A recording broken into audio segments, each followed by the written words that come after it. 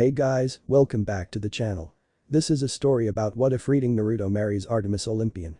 Before I start, please support for more amazing content and do consider subscribing to my channel and share this video with your friends. This is written by Dragonkineel25 and link in description and support writer. Let's start the video. Prologue. Say hello to your guests. Mount Olympus, above the Empire State Building, floor 600, New York, New York. The Winter Solstice Council meeting started off rather calmly. But like almost all council meetings that consisted of Zeus, Greek god of lightning and king of the gods, Poseidon, Greek god of seas, and Hades, Greek god of the underworld, it tended to turn into a screaming match extremely quickly. Mother always did like you best. Oh, quit squalling. We all know Hestia is mom's favorite. You two are no better than children. Shut up. And of course, this caused the others to enter their own screaming matches. Those boys of Hermes need to eat more cereal. Mom. Enough with the cereal. Ow. That hurt, sis. Don't call me sis. Who took my Diet Coke? So, Aries, did you and my darling wife enjoy your time at the zoo? Fuck you, cripple. However, this time something different happened. A bright flash emanated from the center of the room near Hestia and her hearth. All talking ceased as the light died down and revealed 5 teenagers, 2 guys and 3 girls. They all wore jeans and an orange t-shirt except one girl, who wore a black Death to Barbie t-shirt and a silver parka, but there was some differences.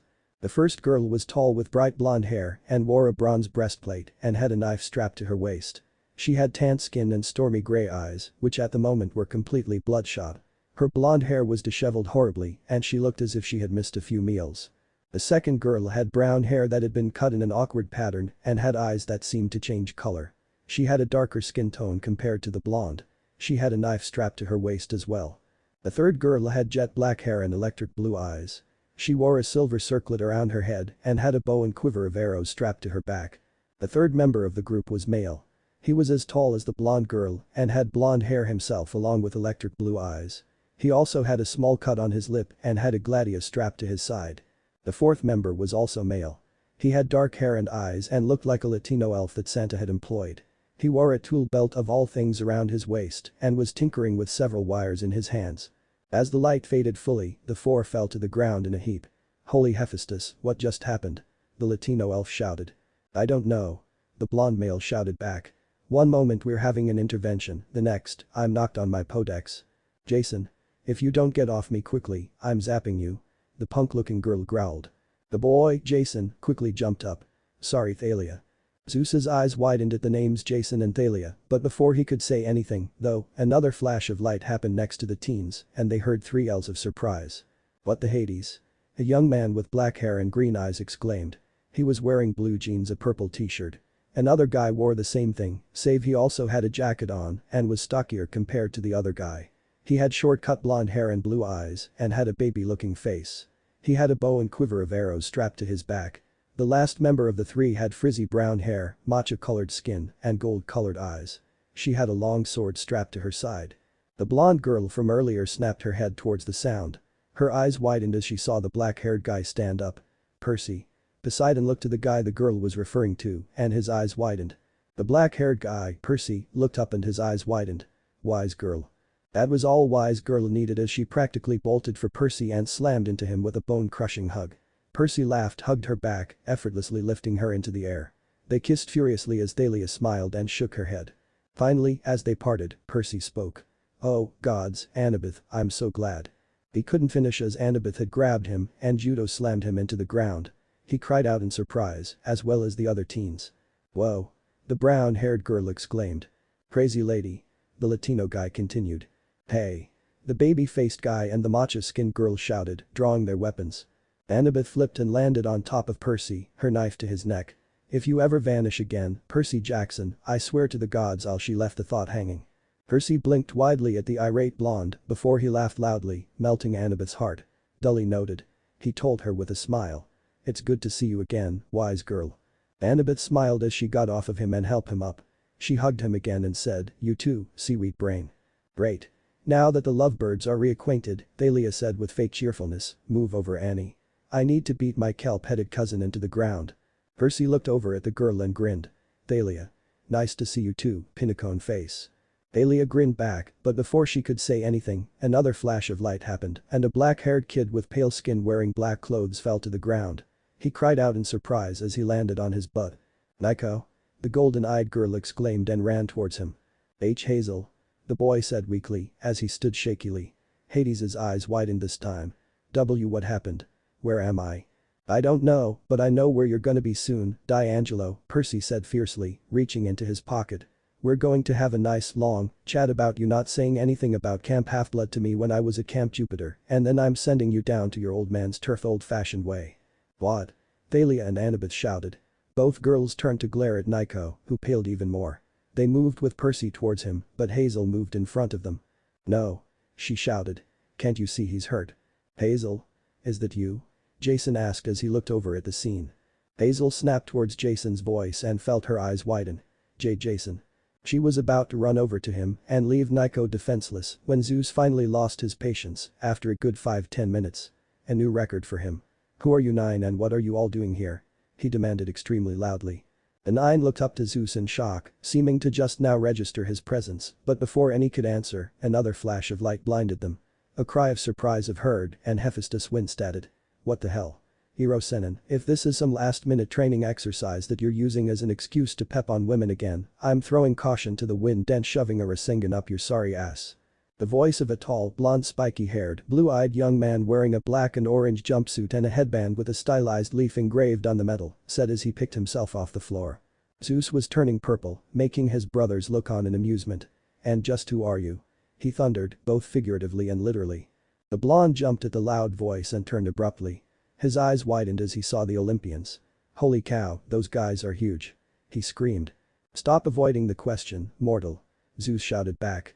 "Tell me who you are and why you're here or I will turn you into a pile of ashes." The blonde looked at Zeus in shock and horror while Hephaestus growled darkly, but again, before anyone could do anything, a new voice spoke up. "Geez, can you get any louder?" Everyone turned to see a young man in his early 20s wearing a red t-shirt, blue jeans, and boots under a trench coat with a hood up. The man had brown hair and blue eyes. Zeus narrowed his eyes at the new figure. "Who are you?" he demanded again. The figure winced. "Geez, what are you? A broken record?" "You've already said that," he said, making Zeus angrier. Poseidon, Hades, and Ares all snickered at Zeus. "Don't insult me, mortal. Do you know who I am?" The figure looked up at Zeus and tilted his head to the side. "An Irobaka that can't keep his in his pants?" he asked. Silence. The demigods were in shock at the blunt question, but Percy and Nico had difficulty holding back their giggles while the blonde in the orange jumpsuit laughed loudly.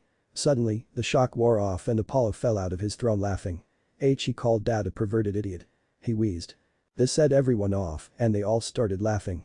Poseidon, Hades, Ares, Apollo, and Hermes were all rolling on the floor while Artemis and Athena had smiles on their faces, chuckling at the insult.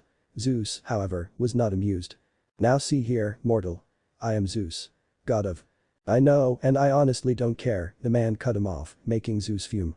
"Right now, that's not why we're all here. I brought you here to read a book." Zeus was about to say something to the new guy, but Athena spoke up first.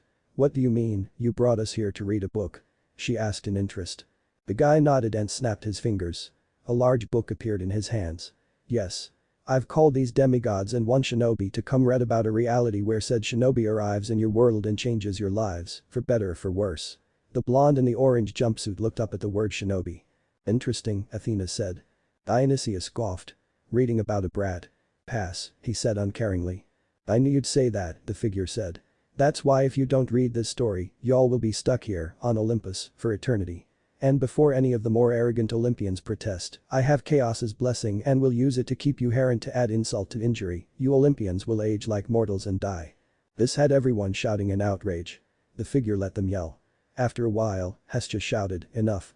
Everyone shut up and turned to her. She continued to stoke the fire. "Standing here arguing will not do anyone any good. Besides, it's just a book. What harm came from reading a book?" Annabeth and Athena smiled and nodded enthusiastically at that, but the figure smirked. "Watch The Mummy with Brendan Fraser and you'll see the harm of reading a book," he said. He got a couple of chuckles from the Olympians. "But that's for later. Right now, let's have the demigods and shinobi introduce themselves and we can get to reading." "I agree," Athena nodded. "But first, may I ask what the name of the story is and perhaps your name?" The figure blinked. "Oh yeah. Sorry about that. completely slipped my mind. Right, well, as for my name, please, just call me Dragon King or Dragon, I don't care which. And the story itself, it is Naruto. Son of the Forger, champion of the wise. Hephaestus and Athena's eyes widened as Zeus's narrowed. The orange-clad blonde looked up with wide eyes. Wait. I'm the main character. The blonde now known as Naruto shouted. Dragon nodded. Yep. Now demigods and Naruto, introduce yourselves so we can get started. What about them? Naruto asked, pointing at the Olympians. Dragon King shrugged. Don't have the patience to listen to them prattle on about their names, titles, etc. So, you can have the demigods, their kids tell you. Which reminds me, he snapped his fingers and all the gods were shrunk to normal human size. I'm not about to spend the rest of my time here looking up at them. What did you do to us? Zeus demanded. Now let's get started, Dragon said, ignoring Zeus. He snapped his fingers and several couches and chairs and a large plasma widescreen TV appeared around the hearth. Hestia herself was seated in a large plush recliner, which had the goddess smile at Dragon, who returned it and sat in his own recliner. No introductions, Dragon said. Naruto shrugged and sat down on a couch with Percy, Annabeth, and Thalia. Nico, the baby-faced guy, and Hazel sat on another. Jason, Latino elf, brown-haired girl sat together. The Olympian sat in random places. Okay, I'll start, Naruto said. He waved at everyone and said, Hi. I'm Naruto Uzumaki.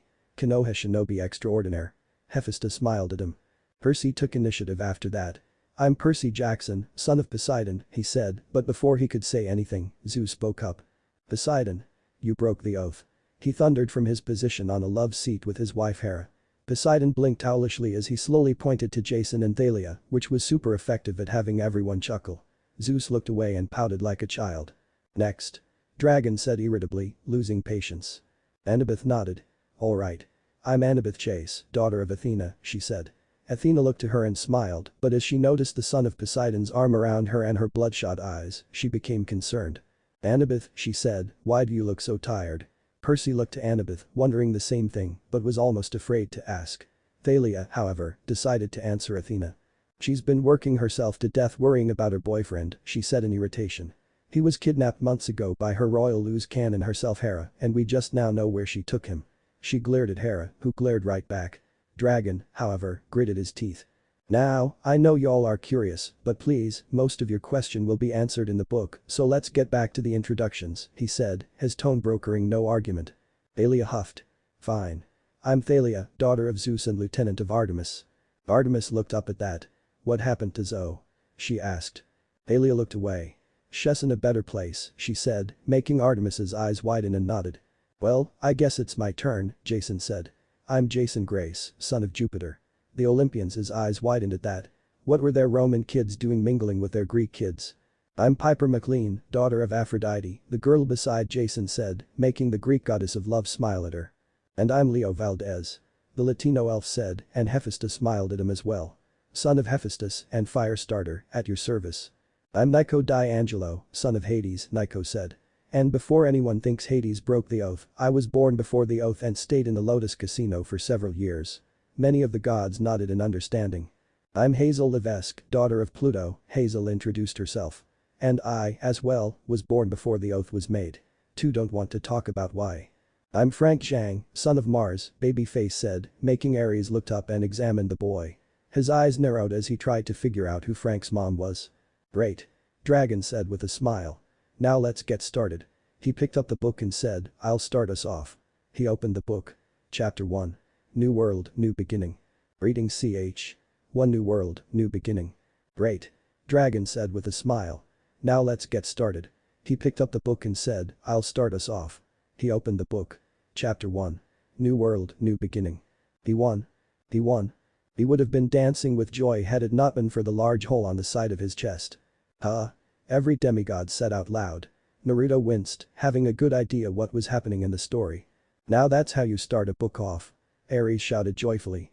He never thought the stupid book would start off on such a high note. That's a terrible way to start off a book. Aphrodite shouted. A book should start off with something romantic. Something that tugs at the heartstrings. And this doesn't, died. The brat's about to die. Ares said back a bit too happily. Aphrodite responded by throwing her heels at him. They slammed right into his forehead. Ow. Naruto Uzumaki's mission was simple enough, find Sasuke, kick his A, then drag him back to the village. He held back, seeing as the Uchiha, traitor or not, was ordered not to be killed or lethally harmed. That was a horrible decision, one that he was regretting now. Athena frowned. If he was a traitor, why was he ordered to be brought back unharmed? She asked. Because the team was the last of his family line, Naruto scoffed angrily. Well, the only one that had been loyal to Konoha. The civilian council wanted him to repopulate the village so they could have the Sharingan again. Sharing what now? Percy asked. Sharingan, Percy, Dragon said. It's a Keki Genkai, or bloodline limit. A power that's passed down through families. The Sharingan, or Copy We Lie, is the Keki Genkai of the Uchiha clan, and it allows the user to copy pretty much anything they see. Jinjutsu, or illusion techniques, Taijutsu, hand-to-hand skills, ninjutsu, or ninja techniques, pretty much whatever tickled the fancy of those stuck up lazier than Inara copycats, they could copy. Naruto snickered at Dragon's description of the Uchiha. It fit so well. Why would they care about such a thing? Hazel asked. Because before the massacre of the Uchiha clan, they were considered the strongest clan in Konoha, Dragon answered. Ironic how the people hated them for that, and once they're brought down to 2 people, they want them back. Hephaestus, unseen by anyone, was seething. Naruto was a 13-year-old boy with a lean build, lightly tanned skin, azure blue eyes, and sun-kissed hair that had a couple of red and brown streaks here and there. He was wearing black Anbu-style armor with black and orange camo pants. But the most striking features about him were the 3 whisker-like birthmarks on each cheek. The screen flickered to life, showing a young Naruto standing beside an unconscious Asuka Uchiha. Everyone looked up at it. The demigoddesses blushed slightly at the handsome physique of Naruto's younger self. Aphrodite drooled at the picture. Oh my. She said dramatically as she made an act of fanning herself. Even at a young age he was something to look at. Naruto blushed at her praise. The blonde girl, Annabelle or something like that, had quickly given him the rundown on who the Olympians were and what they were goddess of. So he knew, now, that the woman praising him was the goddess of love. Hephaestus glared at his so-called wife, fire burning brightly in his eyes. Must you be such a slut? Artemis snapped at the pink-clad goddess. Must you be such an old maid? Aphrodite snapped back. How dare you, you harlot. As they continued arguing, Apollo had been inspecting the picture of Naruto and grimaced. That's a very serious wound, he said. If he doesn't get medical attention soon, he'll die. Nah. Not really. All I needed after that was a good night's sleep, Naruto denied easily. Everyone turned to him in shock. You mean this happened to you? Leo asked loudly. Naruto shrugged. Yeah. So? Well, it didn't happen totally like that. I lost a Sasuke in my world, he explained. But the wound's the same. Hurt like a bitch, though. How did you heal from that? Jason asked. How could you heal from that? Hold up there, Jace. Dragon said. The book's about to explain why. Naruto Uzumaki was a Jinchuriki, a human sacrifice in a sense, doomed to house the 9-tailed demon Kyuubi in his navel. You're a Jinchuriki. All the Olympians save Hephaestus and Hestia shouted. The demigods and demigoddesses were confused, wondering what that statement meant. Naruto just sighed. Yeah, he said dejectedly. What's a Jinchuriki? Annabeth asked. A Jinchuriki is a human who has had one of the Biju, or tailed beasts, sealed inside them, Hades growled. People from the elemental nations have been making Jinchurikis since they learned the Biju could be sealed. A deplorable act, in my opinion. Hephaestus stiffened at his uncle's hate-filled tone. That's barbaric. Piper shouted, standing up. Leo cringed at the messed-up ideology.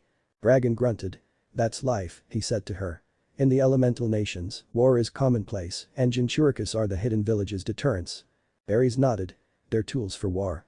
Always have been. Dragon nodded to the war god. Sad but true. Jason cringed. Harsh. He hoped Octavian never learned this. He'd try to control Naruto and try to take over Camp Jupiter. Percy was thinking the same thing along with how he'd torture the blonde scarecrow if he ever tried. Don't I know it, Naruto grumbled. He looked up suddenly and asked, hold on, how do you guys know so much about the elemental nations? Most all other dimensions separate from ours are known to us, Hermes answered. The elemental nations is one such dimensions. Apollo smiled. It has nice forests for hunting, he said nostalgically. Oh, yes, the best, Artemis agreed with a grin. The twin archers shared a low high five. Zeus narrowed his eyes at the shinobi. He was the Jinchuriki of Kyuubi. He was already a threat in his mind.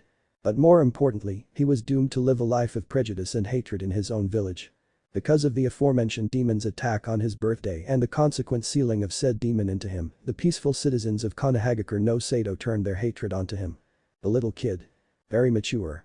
Anyway, Naruto had a pretty hard life, kicked out of the orphanage at the ripe age of 4, beaten on his birthday before his protectors came to his aid, couldn't buy anything but overpriced and faulty or rotten items, and had his education stunted.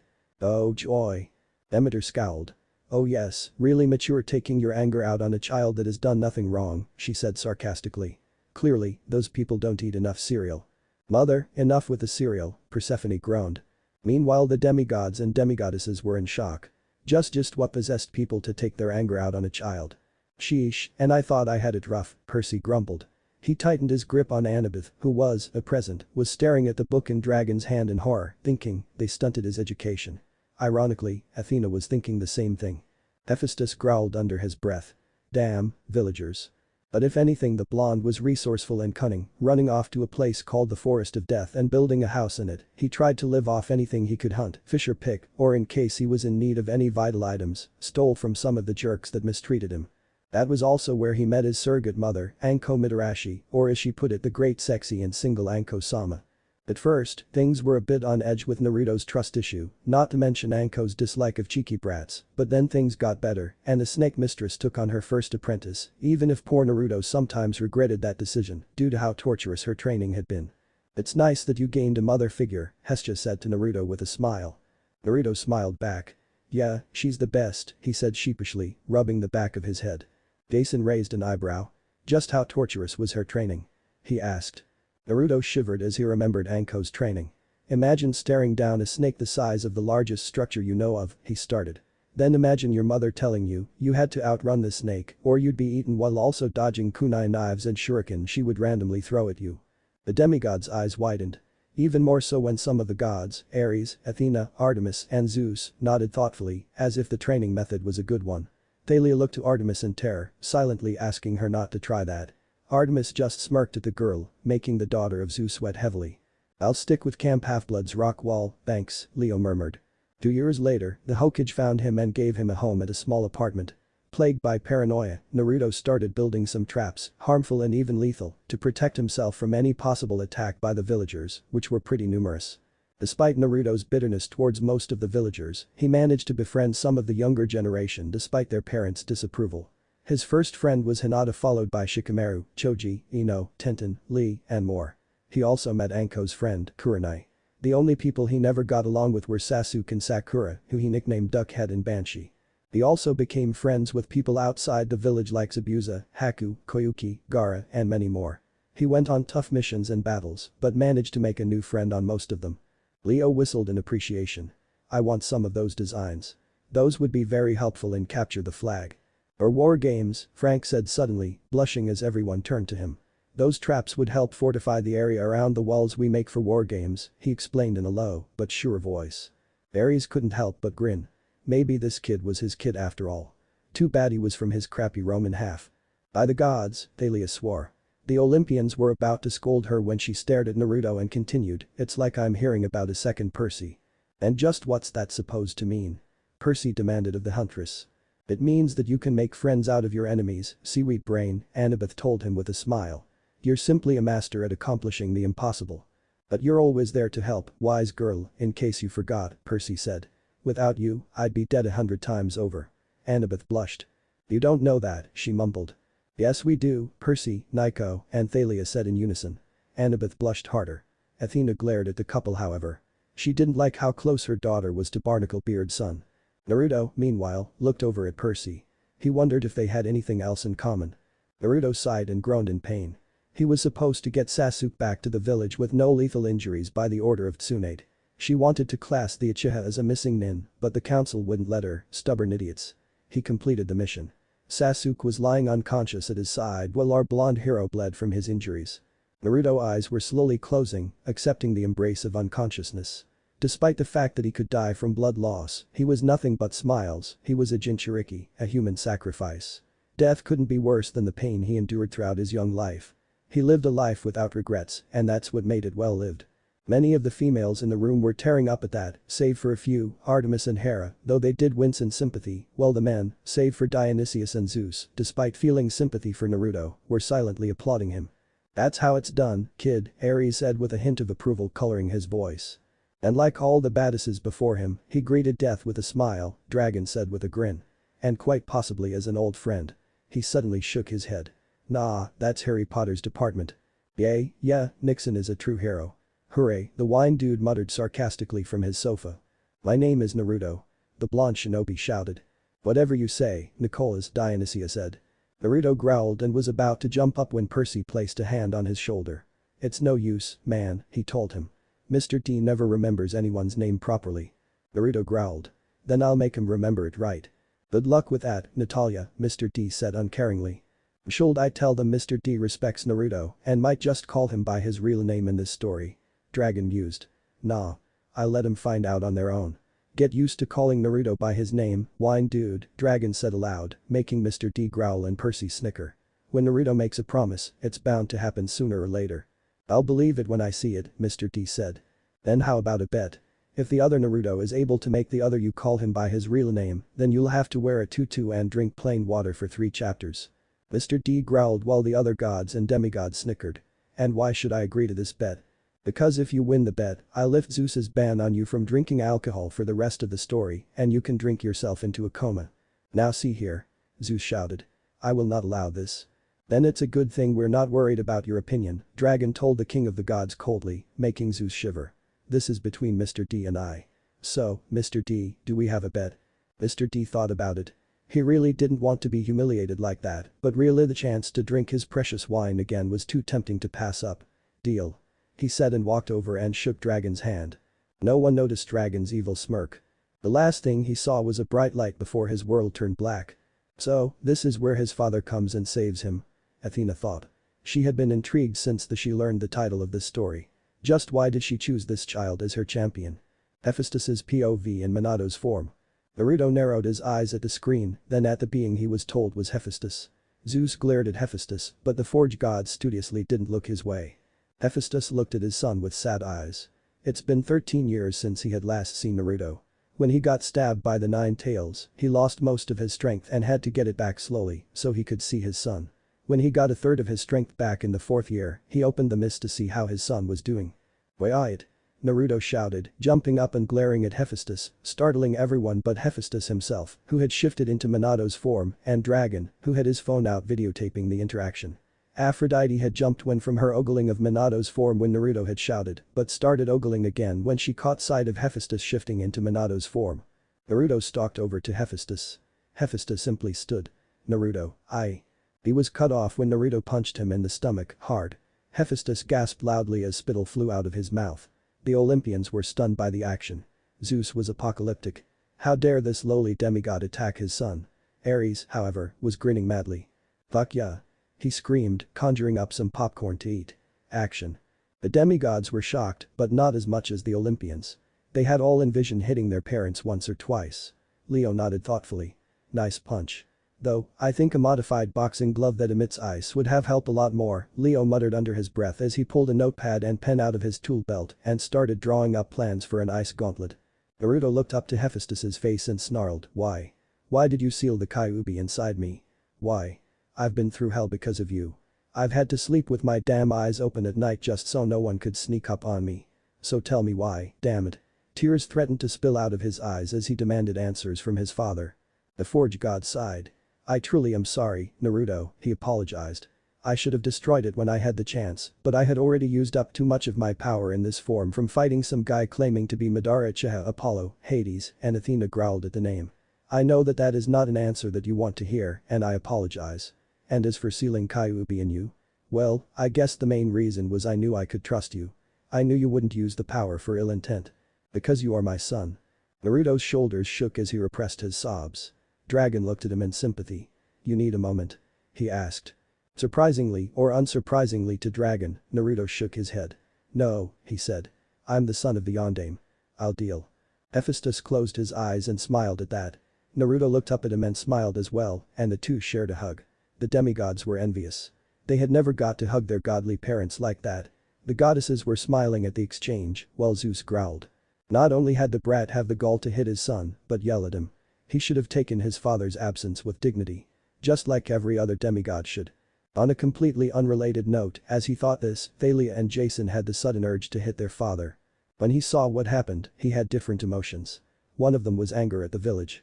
Another is pride for his son and his strength, and the last one is regret for leaving him with his fate. When he got back to 100%, he opened the portal immediately and went to get his son. He waited 13 years to see his son, and he'd sooner fade than putting this off any longer. Now, here he was standing above the body of his injured son, one of the best and surely the most determined lads he ever had, with tears threatening to fall from his eyes. "I'm sorry, Naruto. Hephaestus thought I should have never sealed that thing into you. I'll make up for the mistakes I made and help you become a strong demigod." Naruto, having sat back down in his seat, had to smile at the fact that his dad did try to come back and see him. Zeus, however, glared at Hephaestus. "That is forbidden, Hephaestus," he growled. "You know just as well as I that the ancient laws only apply to this dimension, father," Hephaestus said uninterestingly, casually fiddling with several gears he conjured up. "How many times have you been to see your daughter? What's her name?" "Momo over in the dimension of remnant." "Coco, the god of lightning corrected. And that's different. That reminds me, I need to check on Katniss after we're done reading this book," Apollo said suddenly, remembering his own daughter. "Wonder if my son has finally found One Piece yet," Poseidon murmured, thinking of a certain straw-hatted captain. "I wonder if you're doing well," Thomas Athena thought as she remembered one of her own children from other dimensions. Dragon looked at them in amusement. He suddenly sensed another presence, and he turned to see Kakashi stare at him with wide eyes. Naruto blinked. "Oh, yeah, I forgot you trained Kakashi-sensei," he said. "SSSSS-sensei?" Kakashi stuttered out, his eyes widened in disbelief. Hephaestus turned to him and gave him a strong glare. "Hello, Haddock. Glad to see you're here too. You can pick up the Uchiha," Hephaestus said coldly, "and just so you know, I saw everything you and the villagers did." Kakashi paled at that. "I saw how the villagers tried to hurt him, physically and emotionally, how they tried to stunt his growth, and I saw how the 3 people I trusted abandoned him for very pathetic reasons. You're like the villagers. You abandon someone you're supposed to keep watch on and dismiss your motto. Those who abandon the mission are trash, but those who abandon their comrades are worse than trash. It seems as though you think it doesn't apply to you. You're a hypocrite and a failure in my eyes, my foolish student." He then formed a fire portal and turned away from him. "Every village will know about this, about how the village treated Naruto. I hope you're proud of yourself." He then left, leaving a grief-stricken ninja behind. Kakashi fell on his knees, lost and devastated by this. He had let his hatred blind him, not to the point of hurting his sensei's son, but to the point of ignoring his pleas for help and acknowledgement, seeing him as the cause of his sensei's disappearance. "What have I done?" he questioned himself. Naruto frowned at his father's speech to his sensei and then Kakashi's own musings. He sighed sadly. "Should have figured," he mumbled. Thalia felt compelled to try and comfort him for some reason. Maybe because she felt sympathy for him because of his past, or maybe because of something else. But it didn't stop her from placing a hand on his shoulder. He looked up to her and saw her smirking at him. "Don't worry about him, Whiskers," she said. "Like your dad just said, he was trash." Well, he was a lot more, but Thalia was certain that was the Artemis in her talking. Naruto gave a small smile and nodded back. Thalia, despite herself, blushed lightly. Aphrodite caught this and stifled a squeal. "Narulia. Thalinaru. Lightning Whirlpool. I can't decide on a shipping name," she thought girlishly. "Hephaestus's workshop." Hephaestus sat Naruto down against the wall.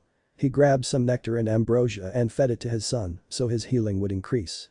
Immediately, the hole started healing up and it looked like it'll heal in minutes. "Whoa," Naruto said in awe. "Bachan would love to have that stuff." "Bachan?" Piper asked. "It's an endearing term for one's grandmother," Apollo told her.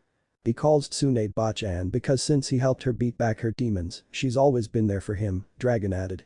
"Oh," Piper said with a nod. "Who's Tsunade?" Hazel asked. "You'll find out later, and if not, I'll tell you about her in detail later," Dragon promised, making Hazel nod in agreement.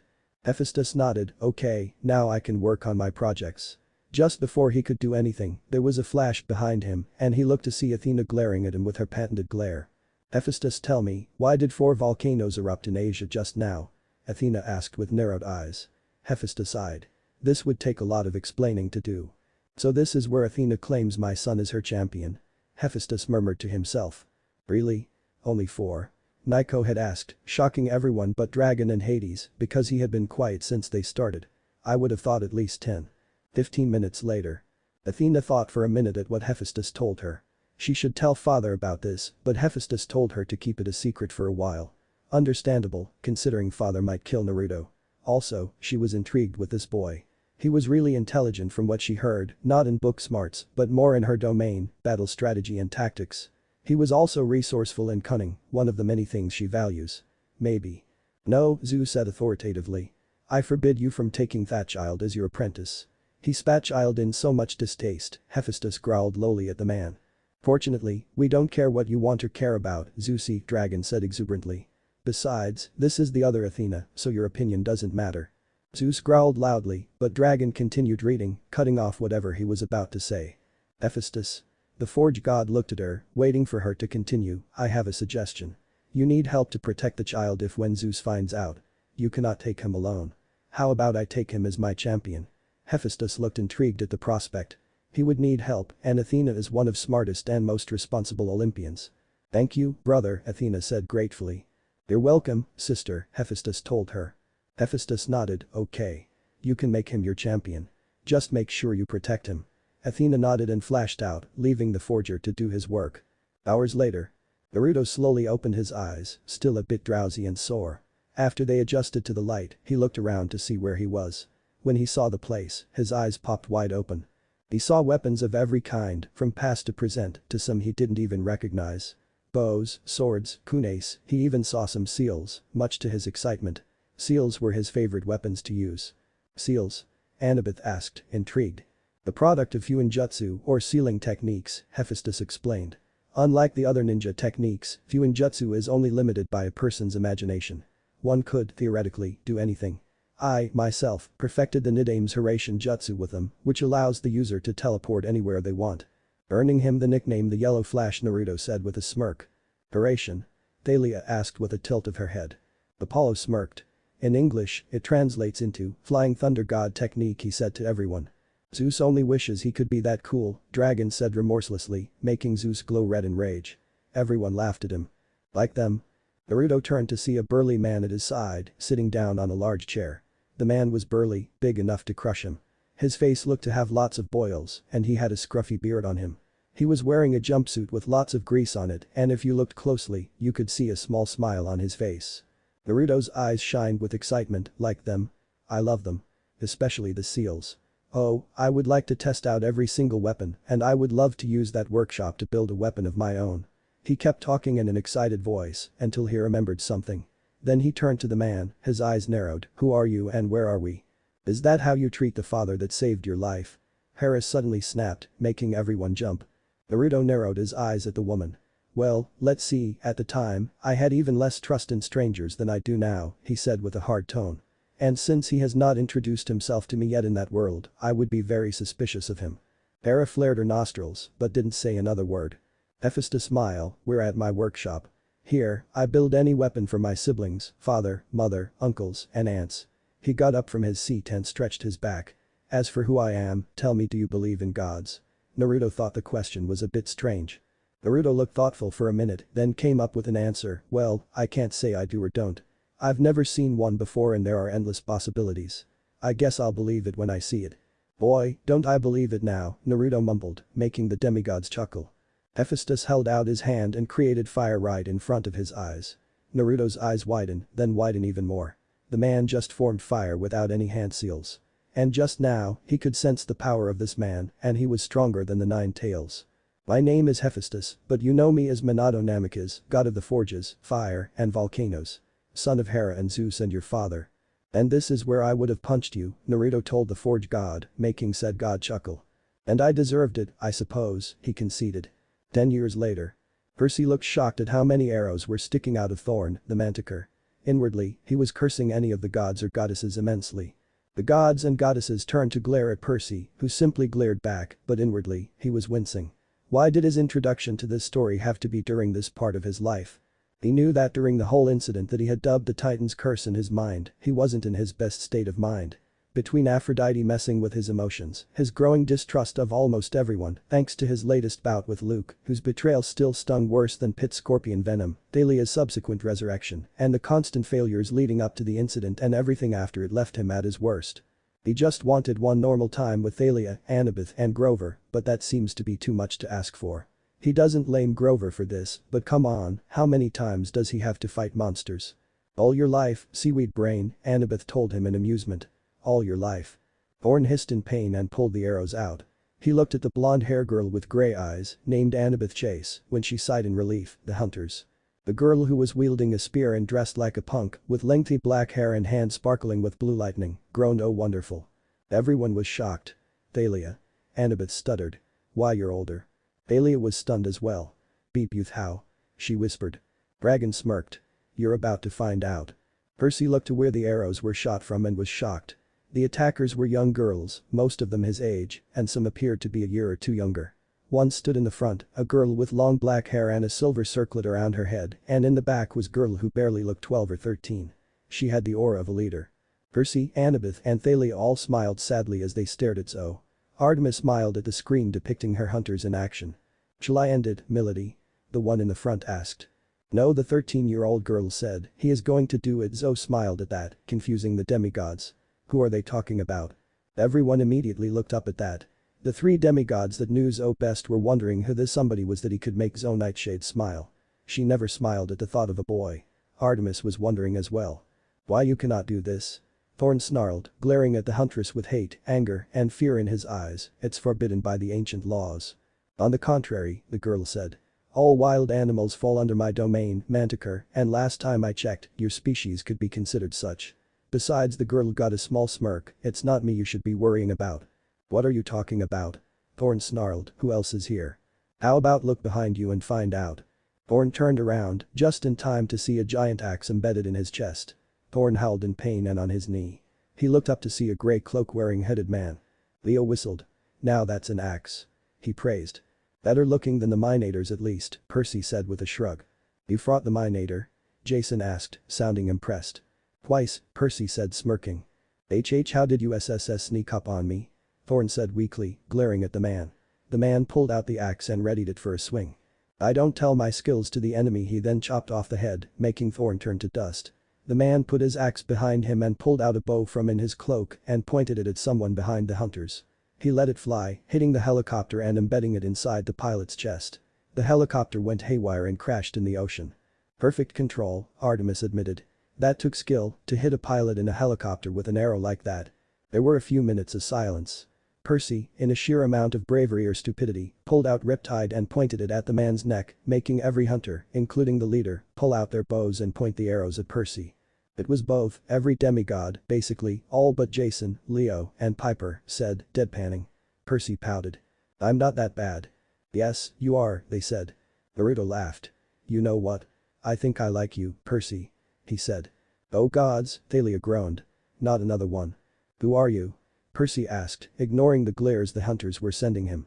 The man sighed. He put the bow back into his cloak and pulled his hood down. Annabeth, Thalia, and Grover gasped while Percy looked at him. The man looked at least 17 or older. He had sun-kissed spiky blonde hair with red and brown streaks on top, and his eyes were a mixture of sky blue, fiery red and stormy gray. He had tan skin and exotic whisker marks on his cheeks. Annabeth and Thalia looked shocked, extremely happy, though Thalia was trying to hide it, while Grover looked as if he just found Pan. "I am Naruto Uzumaki Namikaze," the teen said, "son of Hephaestus and champion of Athena. Pleasure to meet you, Perseus Jackson." Everyone was in shock. Apollo frowned and glared at the screen, since it was obvious to him that his sister seemed to like this Naruto guy. And he didn't like it. Annabeth, Thalia, Piper, Hazel, Aphrodite, and surprisingly, Artemis, all blushed at the older Naruto. Naruto was in shock. This is what could have become if he had won against Sasuke and his dad saved him. "And that's the first chapter," Dragon said with a grin. "Who's next?" Reading Chapter 2 Demigod Shinobi. "And that's the first chapter," Dragon said with a grin. "Who's next?" "I will," Annabeth said loudly, raising her hand in the air like an eager schoolgirl. Everyone chuckled at her enthusiasm as Dragon lazily tossed a book her way. She caught it before it hit the ground and yelled, "Don't throw it." "Just start reading," Dragon said without care as he conjured a glass of sweet iced tea. Annabeth grumbled and opened the book up. Percy looked amused at his girlfriend's antics. Chapter 2. Demigod Shinobi, Annabeth read. Naruto smiled and snickered at the name. The other demigods leaned forward, obviously interested in the title as well. Naruto gave him an offer hand. Percy, after getting out of his shock, took it. It was after they finished shaking hands that Naruto punched him hard on the jaws. "Hey!" Percy shouted. "What did you do that for?" he asked, demanded from Naruto. "How the heck am I supposed to know?" Naruto asked. "Alright," Ares shouted. "Beat that punk to a pulp." Percy stepped back, hold his jaws in pain, and was about to uncap Riptide when he felt an intimidating presence that almost made him choke in air. It felt like the time he, Thalia, Annabeth and Grover met Hades, just not as thick. He looked up to see Naruto glaring at him and eyes changing to pure red. Hades almost looked impressed. As expected from a shinobi, he said. And Naruto growled, glaring at Percy with rage in his eyes. Was for endangering the other's squid head. You're lucky that I didn't break your jaws for that recklessness. Naruto is very protective of his friends. One time, back at his old home, he crippled Neji for hurting Hinata and would have taken out his eyes if it wasn't for Hinata kindness. I have to agree, Naruto said scowling. You're very lucky I didn't break your jaw. Percy winced. Yeah, I get it, he said. Looks like we're a lot alike, though. How do you figure? As I would probably have done the same thing in your position, with the added bonus of having Riptide, my sword, pressed into your neck. Then why did you do something reckless like that? Naruto asked, curious as to why. Everyone else wanted to know as well. Percy sighed and took a deep breath. It's because at the time this book's taking place he struggled to think of the right words. I really was at my worst. What do you mean, Percy? Frank asked. Well, Percy thought about what to say. It was a combination of things, really. Between Thalia being resurrected, suffering constant failures, Aphrodite messing with my emotions, and my own growing distrust of, well, everyone, he sighed. I wasn't exactly the best person to be around. What do you mean me messing with your emotions? Aphrodite shouted indignantly. I don't mess with emotions. I help make everyone's love life interesting and amazing. Oh, I beg to differ, Annabeth and Percy muttered darkly. Thalia looked at her cousin and winced. This is also about Luke, isn't it? Hermes shot up from his slumped position. Wait, what about Luke? He asked. All the demigods expect Jason, Piper, and Leo winced. Percy nodded to Thalia, whose eyes widened and nodded reassuringly. Percy turned to Hermes and said, Luke was working for the Titans. This caused some gasps from the Olympians. Zeus was about to say something, most likely deny their return, when Percy continued. He betrayed the camp. And when I first came to camp was shown to be a son of Poseidon, he was the only one besides Grover that I considered a friend. Everyone else treated me like a disease. Hermes looked horrified that his son had turned traitor. Apollo tried to console him, which the messenger god nodded to him gratefully. Annabeth, meanwhile, winced, knowing she was among the many that had ostracized Percy after learning his lineage. Percy squeezed her hand, reassuring her he understood and he forgave her. She smiled and squeezed back.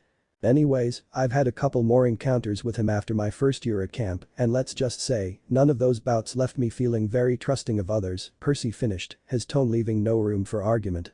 Zeus looked like he wanted to try, but Annabeth decided to continue reading.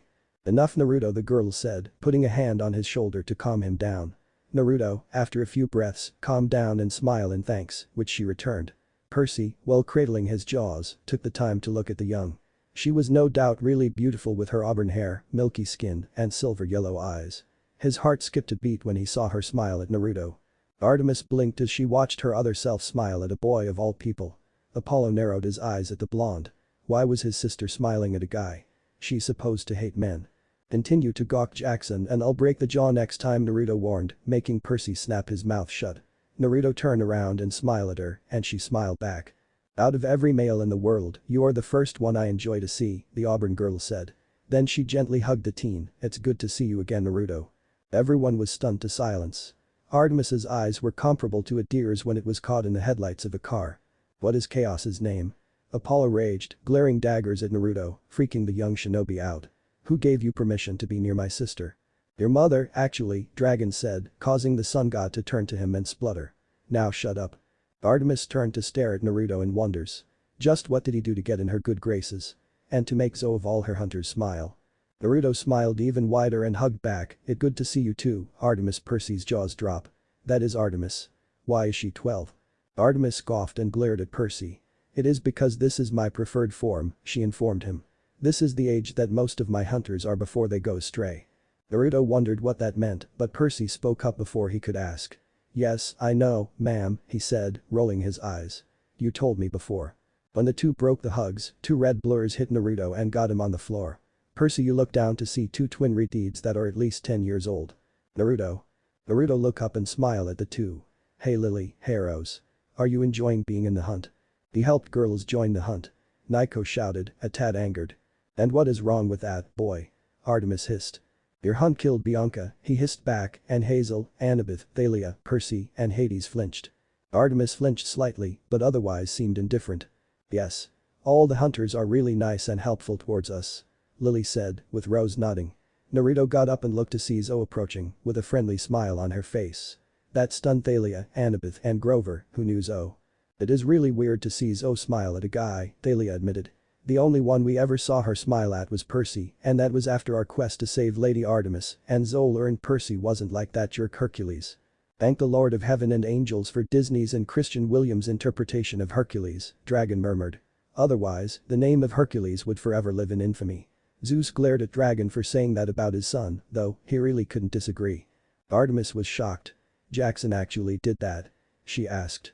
Despite his flaws, Percy's probably one of the few men in the world that do not fit your stereotype, Dragon commented. Naruto falls into that category as well and has proven he deserves to be there, as most of his mentors are huge perverts, one of which calls himself a super pervert. Artemis scowled at that. Naruto grimaced. Yeah, why me? Good to see you, Naruto, Zoe said. Naruto smiled and hugged the girl, which she returned with a blush on her face. The great Zoe Knight shadowblishing. Thalia screamed. Duck and cover, people. It's the end of the world. She jumped behind her seat with Percy and Annabeth soon following. Nico shot to the ground and dragged Frank and Hazel with him, much to their shock. The gods were either watching in amusement, Hades, Poseidon, and Hephaestus, irritation, Zeus, Hera, Demeter, Athena, and Mr. D, laughing out loud, Ares, confusion, Jason, Piper, and Leo, or were joining the demigods on the floor, Apollo and Hermes. Artemis was chuckling softly to herself as Hestia smiled herself. As odd as it was refreshing to know Zoe was still capable of blushing like that. Good to see you too, Zoe-chan, Naruto said. Zoe stepped back and she, Naruto, and Artemis looked at the frightened children behind Grover. The girl looked about 13, with black hair that is under a green floppy hat, olive skin and dressed in bland clothing. The boy next to her looked about 10 with the same hair and skin, but dressed friendlier. The two black eyes lock on the goddess, hunters, and demigods. Nico winced as he stared at the TV. Bianca, he whispered. Hazel stared at the screen in wonder. So that was Nico's older sister. She looked down. A sliver of bitterness struck her, but she forced it down. She looked over to Nico and put a hand on his shoulder. He looked to her and smiled slightly at her. "WWW, how are you people?" the girl asked hesitantly. Artemis went to speak with the girl, but Naruto stopped her, shook his head. "Artemis, I know what you're thinking, but let me talk to her first." "Please," Artemis sighed, but nodded under Naruto's pleading eyes. Naruto walked up to the group, smiled at Thalia, Annabeth, and Grover briefly, before looking at the children. Nico's head shot up faster than Naruto's would have if someone had said Raymond and whirled to stare at Naruto in shock, and most of all, hope. Would this blonde ninja save his sister from the death she'd endure with the hunters? Would his other still have his sister at the end of that damned quest? Nico began praying to his father that it was so. He didn't think he could live seeing his sister die. Hearing about it was bad enough. Percy, Annabeth, and Thalia all were thinking the same thing. Percy mimicked Nico and prayed to his father, hoping Bianca would live past the quest that he was praying hard for her not to join. Hades and Poseidon heard their sons praying to them and were silently hoping Bianca made it themselves, Hades because she was his daughter and Poseidon because he saw his son felt responsible for the girl's death. Artemis, meanwhile, was in shock that she allowed a male to speak to a maiden before she did. Her confusion mounted. Just how much did she trust this male? Apollo growled. Who did this kid think he was? Stealing his baby sister's job. And with a sweet-looking girl like that. That was his job. Athena hummed thoughtfully. It's very interesting that the other Artemis trusts this other Naruto, she said, pointedly ignoring Apollo's ire rising. It's extremely difficult for any male to gain her trust nowadays. Hephaestus nodded as well as he fiddled with a small motor in his hands. That makes what? Only the second. Third. Since the incident with Orion that she placed her full trust with a male. I'm ashamed to say that I haven't kept count, he said casually. Hermes said with a nod. But he looked unsure for a moment. I think. Hey Nico, hey Bianca. Do you remember me? The two siblings looked at him with confusion before widening in shock. Then Naruto? Nico asked in shock while Bianca is the same and got a little blush on her face. They met Naruto at the Lotus Casino a couple of months back. When they got out, he took care of them for a bit and helped them survive. Before he left, he gave them enough money to travel and survive. Needless to say, they are eternally grateful for the blonde. Nico was in shock yet again as Annabeth read about what the other Naruto had done for his sister and himself. Naruto looked confused. What's up with this casino my other rescued those kids from? He asked. Time stands still in area around the Lotus Casino, Annabeth explained. You could been in there for mere hours, but like 5 days would pass before you walked out. Jason, Piper, and Leo's eyes widened, as did Frank's and Hazel's. She stared at her brother, wondering why he was there in the first place. Naruto was shocked. Don't tell Bachan about that place, he said. Or Iro-Senin for that matter. Who knows what those two would do there. Everyone laughed at that. Naruto smiled, yep, it's me. Glad to see you remember, but before I say anything, let me ask you two things. First, remember when I told you that your father was alive? The two nodded, okay, and did you brush up on Greek mythology? The two nodded again. Why did we need to? Bianca asked hesitantly, taking a step back. Naruto sighed and mentally prepared himself. Because Bianca, everything that is in Greek mythology is real. Naruto stated, making Bianca eyes widen.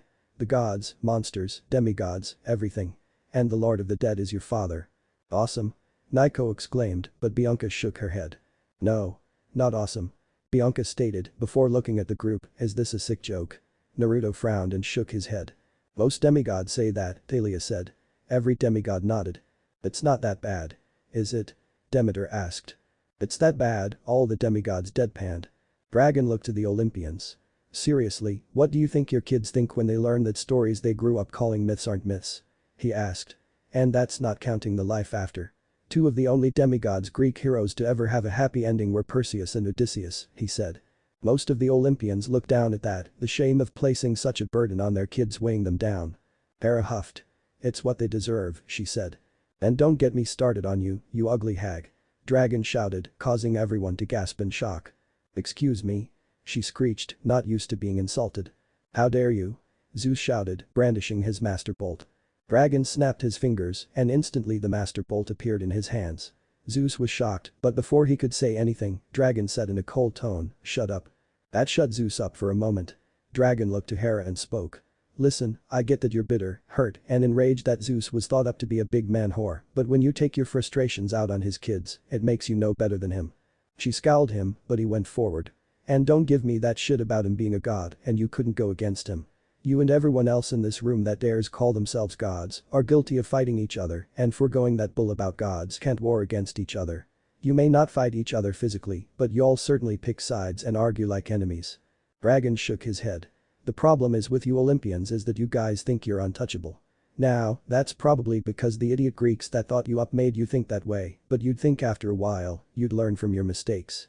He turned to Annabeth, who was staring at him in shock and amazement. Shock because he told off Hera. And amazement because he said what she wanted to say. You can continue now. I'm done ranting. Annabeth nodded happily. Percy chuckled. He liked this guy. He wasn't afraid to speak his mind to these idiots. No, it is not a joke, Bianca. Most wish it is, but it isn't. He then looked at Naiko. Hey Naiko, go talk to Grover for a bit. He'll explain things to you. Naiko nodded and went to Grover. Naruto then turned to Bianca with a smile. How about we go for a walk, Bianca? Oh okay, Bianca said with a faint blush. Naruto smiled and turned his own nightshade. Aphrodite squealed girlishly. That lovely girl's got a huge crush on Naru. She squealed. Oh, gods, Piper groaned, placing her head in her hands. Naruto blushed darkly at that while Naiko and Hades narrowed their eyes at the blonde shinobi. They growled at him quietly. Naruto shivered at the sudden change in temperature. Oh. Why was this happening to him? Tell Artemis we'll be gone for a moment. Okay. Zo nodded and went to tell Artemis. Naruto put his hand on Bianca before they vanish in a flash yellow light. Both Hephaestus's and Naruto's eyes widened. My other can perform the Horatian? Naruto asked, a slow-forming grin crossing his face. Awesome. He shouted, throwing his fists into the air. Everyone except the obvious, Zeus, Ares, and Mr. D, laughed. Percy saw the flash and cried, hey. Where'd they go? Unknown. Naruto and Bianca reappeared at an unknown place, and Bianca fell down, gasping for breath. Naruto smiled apologetically at her and gave her a bottle of water. Sorry about that. He murmured, I forgot that other have problems when I use Horatian. Must be because we briefly cross Hero King, Aka Zeus, territory. Zeus turned purple with that while everyone else laughed. Dragon grinned at the man. He's not wrong, he said. How dare you, mortal. Zeus shouted and readied his master bolt, only to find it missing. He looked around frantically until he saw Dragon holding his weapon like a guitar. Dragon racked his hand across the celestial bronze like he was strumming a guitar's strings, somehow producing a melody. Dragon grinned at Zeus. This is a great guitar, man. Thanks. Zeus growled as everyone laughed at him again. What was that? She breathed, wide eyes and out of breath. Naruto smiled. The technique only my father and I know, Naruto said as he helped her stand. It's a technique that helps get you from one place to another. It involves opening time and space and can teleport from one place to another. Impressive, Athena praised. I assume you perfected it when the Nidame failed, brother. Hephaestus nodded. It took a while, but it was successful. Wow was all Bianca could say. Naruto grinned. Yeah. It really is a useful ability for anything. Then Naruto turned serious. Okay Bianca, I'm gonna give you 3 choices. But listen fully before you choose. Meanwhile. Where are they? They've been gone for half an hour. Percy exclaimed, pacing back and forth. Thalia is sitting on the wall, Annabeth is reading a book, and Grover is playing Mathemagic with Nico. Grover looked up from the game, he and Nico are playing. Relax Percy, Bianca is perfectly safe with Naruto. How do you know? Percy asked with a frown before holding his jaws. For all we know, he could be a spy for Lou before he could finish. A knife and a spear was embedded near his legs. Leo yelped. Yep. Those chicks were still scary as Hades. Wow, Thalia said, eyes wide. You were really paranoid back then, weren't you? Percy sighed and nodded. Yeah. Annabeth winced. Percy noticed this and wrapped his arm around her. She turned and smiled at him. Athena frowned at them. She really wished that seaweed-brained son of Barnacle Beard would remove his arm from her daughter. He looked at the weapons, wide eyes, and then look up to see Thalia and Annabeth glaring at him. Finish that sentence Jackson and I'll gut you where you stand. Thalia exclaimed, with Annabeth nodding. Percy frowned at them. Okay, what the deal? Percy asked, crossing his arm. How do you guys know him? Why are protective of him? Who's this guy? Just forget seaweed brain Annabeth sighed, calming down a bit. Inwardly, she is giddy seeing her big brother and no doubt Thalia is extremely happy as well, despite her demeanor. Big brother? Annabeth said, stopping herself from reading. Aphrodite looked at the girl slyly. She had a feeling the feelings her other was experiencing were more than just those of sibling love. No, there is something off about him, Percy said stubborn to the core, he nearly broke my jaws. You're lucky he didn't break your skull. Thalia exclaimed you ignore my instructions and put everyone in danger. If one of us went injured or worse, he would have beaten your soggy butt. Just how badly did this Luke guy kick your ass that you were this untrustworthy? Naruto asked incredulously. Luke was considered the best swordsman in 300 years, Percy said. So you can imagine a demigod with little to no formal training against him was pretty much relying on a lot of hope and dumb luck. Beesh. And I thought my fight with Zabuza was bad. Yeah, but I saved them from that manticore, Percy argued, but got cut off when lightning nearly struck him. Thalia has lightning in her eyes now. That's not the point.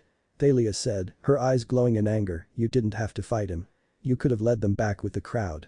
But instead you put everyone in danger and Naruto gets mad when his friends are in danger. Your anger issue is yet to be solved, Thalia, Zoe said with a smirk, getting the anger eyes snapped at her. She glared at the hunter. And he somehow got her to stop talking in Old English. Thalia screeched, looking to Naruto in amazement. You, Sir Shinobi, are a miracle worker.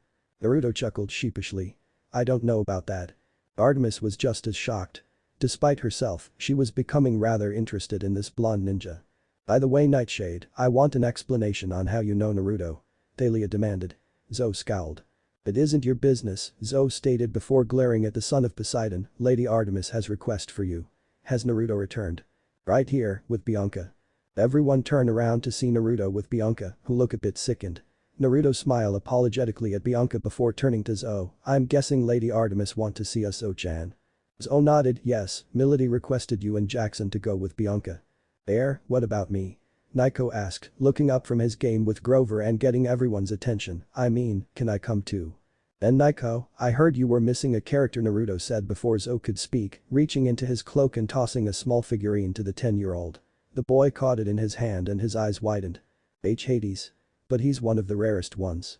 Nico cried out, looking up at Naruto with awe, how'd you get it? You played Mathemagic? Frank asked Nico in shock.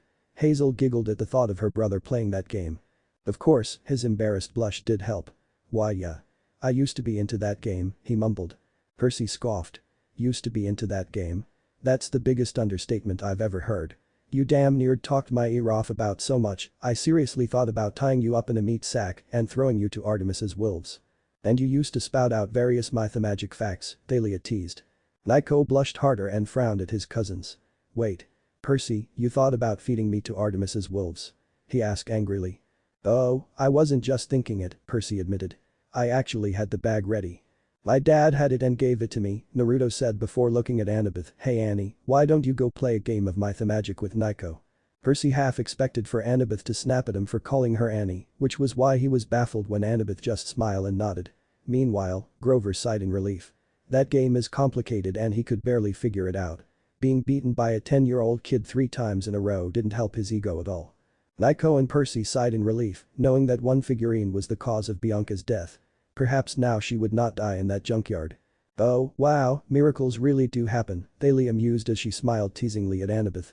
Zoe smiling and actually talking modern English, Lady Artemis actually happy to see this guy, and now he gets to call Annabeth don't call me Annie Chase Annie. Quite the crush you must have on this guy, hi Annie. Aphrodite squealed. Annabeth's face flushed. I don't have a crush on this Naruto guy. I barely know him. It's my other that's got a crush on him. She snapped at her friend. She then remembered Naruto was in the room with her, and she blushed. No offense, Naruto. None taken, the shinobi replied. I get it. Naruto looked at Zoe and shook his head, you need to learn how to talk to people. Zoe the girl blushed, but nodded. Naruto is right, though she hates to admit it. Artemis chuckled. Yes. I suppose that's something I must teach Zoe sometime soon, she thought. The tent. Said Artemis said, gesturing towards the pillow on the floor. Naruto nodded and did so, causing the other two to do the same. The blonde sat strong and tall, while Percy and Bianca seemed nervous around the presence of a goddess. 2 hunters are behind them, one glaring at Percy, while the other is smiling behind Naruto. Artemis looked at the two, before setting her gaze on Bianca. So did Naruto tell you of what I'll ask? Artemis asked. Bianca nodded. Artemis waited patiently before sighing. And which offer do you choose? The goddess asked when she realized is waiting for her to speak. Bianca bit her lip and looked at Naruto. The blonde sighed. I just gave you the options, Bianca, Naruto said, it's up to you to pick your path and I will support it no matter what it is. And you continue to impress me, Naruto. Artemis said with a soft smile. Naruto blushed and scratched his whisker marks, a little embarrassed by the praise. It's not every day you get praise by a man-hater. No, it isn't, Hermes admitted, impressed. He shouldn't be getting anything from my baby sister, Apollo growled. Okay, first of all, dude, she helped your mother give birth to you, Dragon interjected. Second, you call yourself a brother, but you're acting like an obsessive father, trying to control everything your sister does. I would understand if you were just concerned for her and were actually just acting like a typical brother does, but you're acting like Zeus when he sees a mortal hit on Hera. Artemis made an oath never to be near men. No, she made an oath to stay a maiden forever, Dragon rebuked. Not that she never be near men for the rest of her life. Otherwise, she wouldn't get near anyone with a Y chromosome, that includes you, Apollo. Apollo growled at Dragon. Dragon just sighed and summoned Apollo's lyre and casually started playing Zelda's lullaby. Honestly, I think you have the hots for your sister and are insanely jealous of anyone who gets too close for comfort. That took a moment to sink in. All at once, the demigods were proclaiming their disgust at the notion very loudly, while the Olympians were thoughtful on the matter. Artemis was turning red, in rage, not embarrassment, at the thought that her brother liked her in such a way, while Apollo was spluttering and turning red himself, in embarrassment and rage, until he saw his lyre in Dragon's hands. Hey. That's mine. He screamed. And I should care why. I am a god. The god being the opportune words there. Ergo, you are not the true god and I have no reason to fear you. Give me back my lyre. When you stop yelling at me, I might. Apollo screamed and tried to shoot arrows at Dragon, but they vanished before he could even grab them. Dragon looked amused. I have the Lord God on my side. Who among you can stand against him? I can, Zeus said arrogantly. Not even your god could beat me. Said the man who built the Titanic, Dragon said, further angering Zeus. Annabeth, could you start reading again? I'm growing bored of this. Annabeth nodded and continued before a fight could break out. Wait a minute, what offers? Percy asked, his eyebrows furrowed. Naruto sighed and began to explain. Well, Bianca has 3 choices to choose from, Naruto said, looking at Percy. The first, she can go to Camp Half-Blood. The second is that she can join the Hunters of Artemis. And the third, Naruto picked a kunai from his pouch, is that she can receive training from me and become a shinobi. Wah, but you can't. Percy protested, you have to come to Camp Half-Blood so Chiron can train you.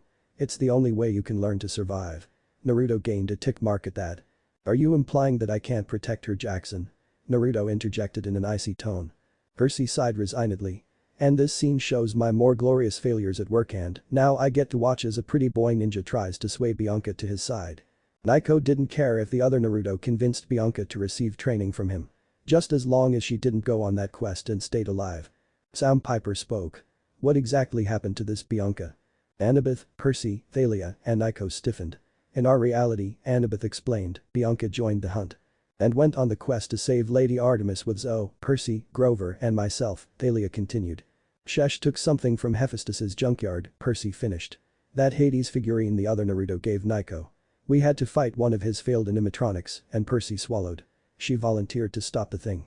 We never found her body. Aphrodite gasped. She turned and threw her shoes at her husband. They slammed into his head with a loud thud. He cried out in pain. "What was that for, Dite?" he demanded. "For killing Bianca," she screeched. "That was another me. And like you wouldn't have done the same if she had stolen something from you," he countered. She flinched and turned away, knowing he was right. Jason winced.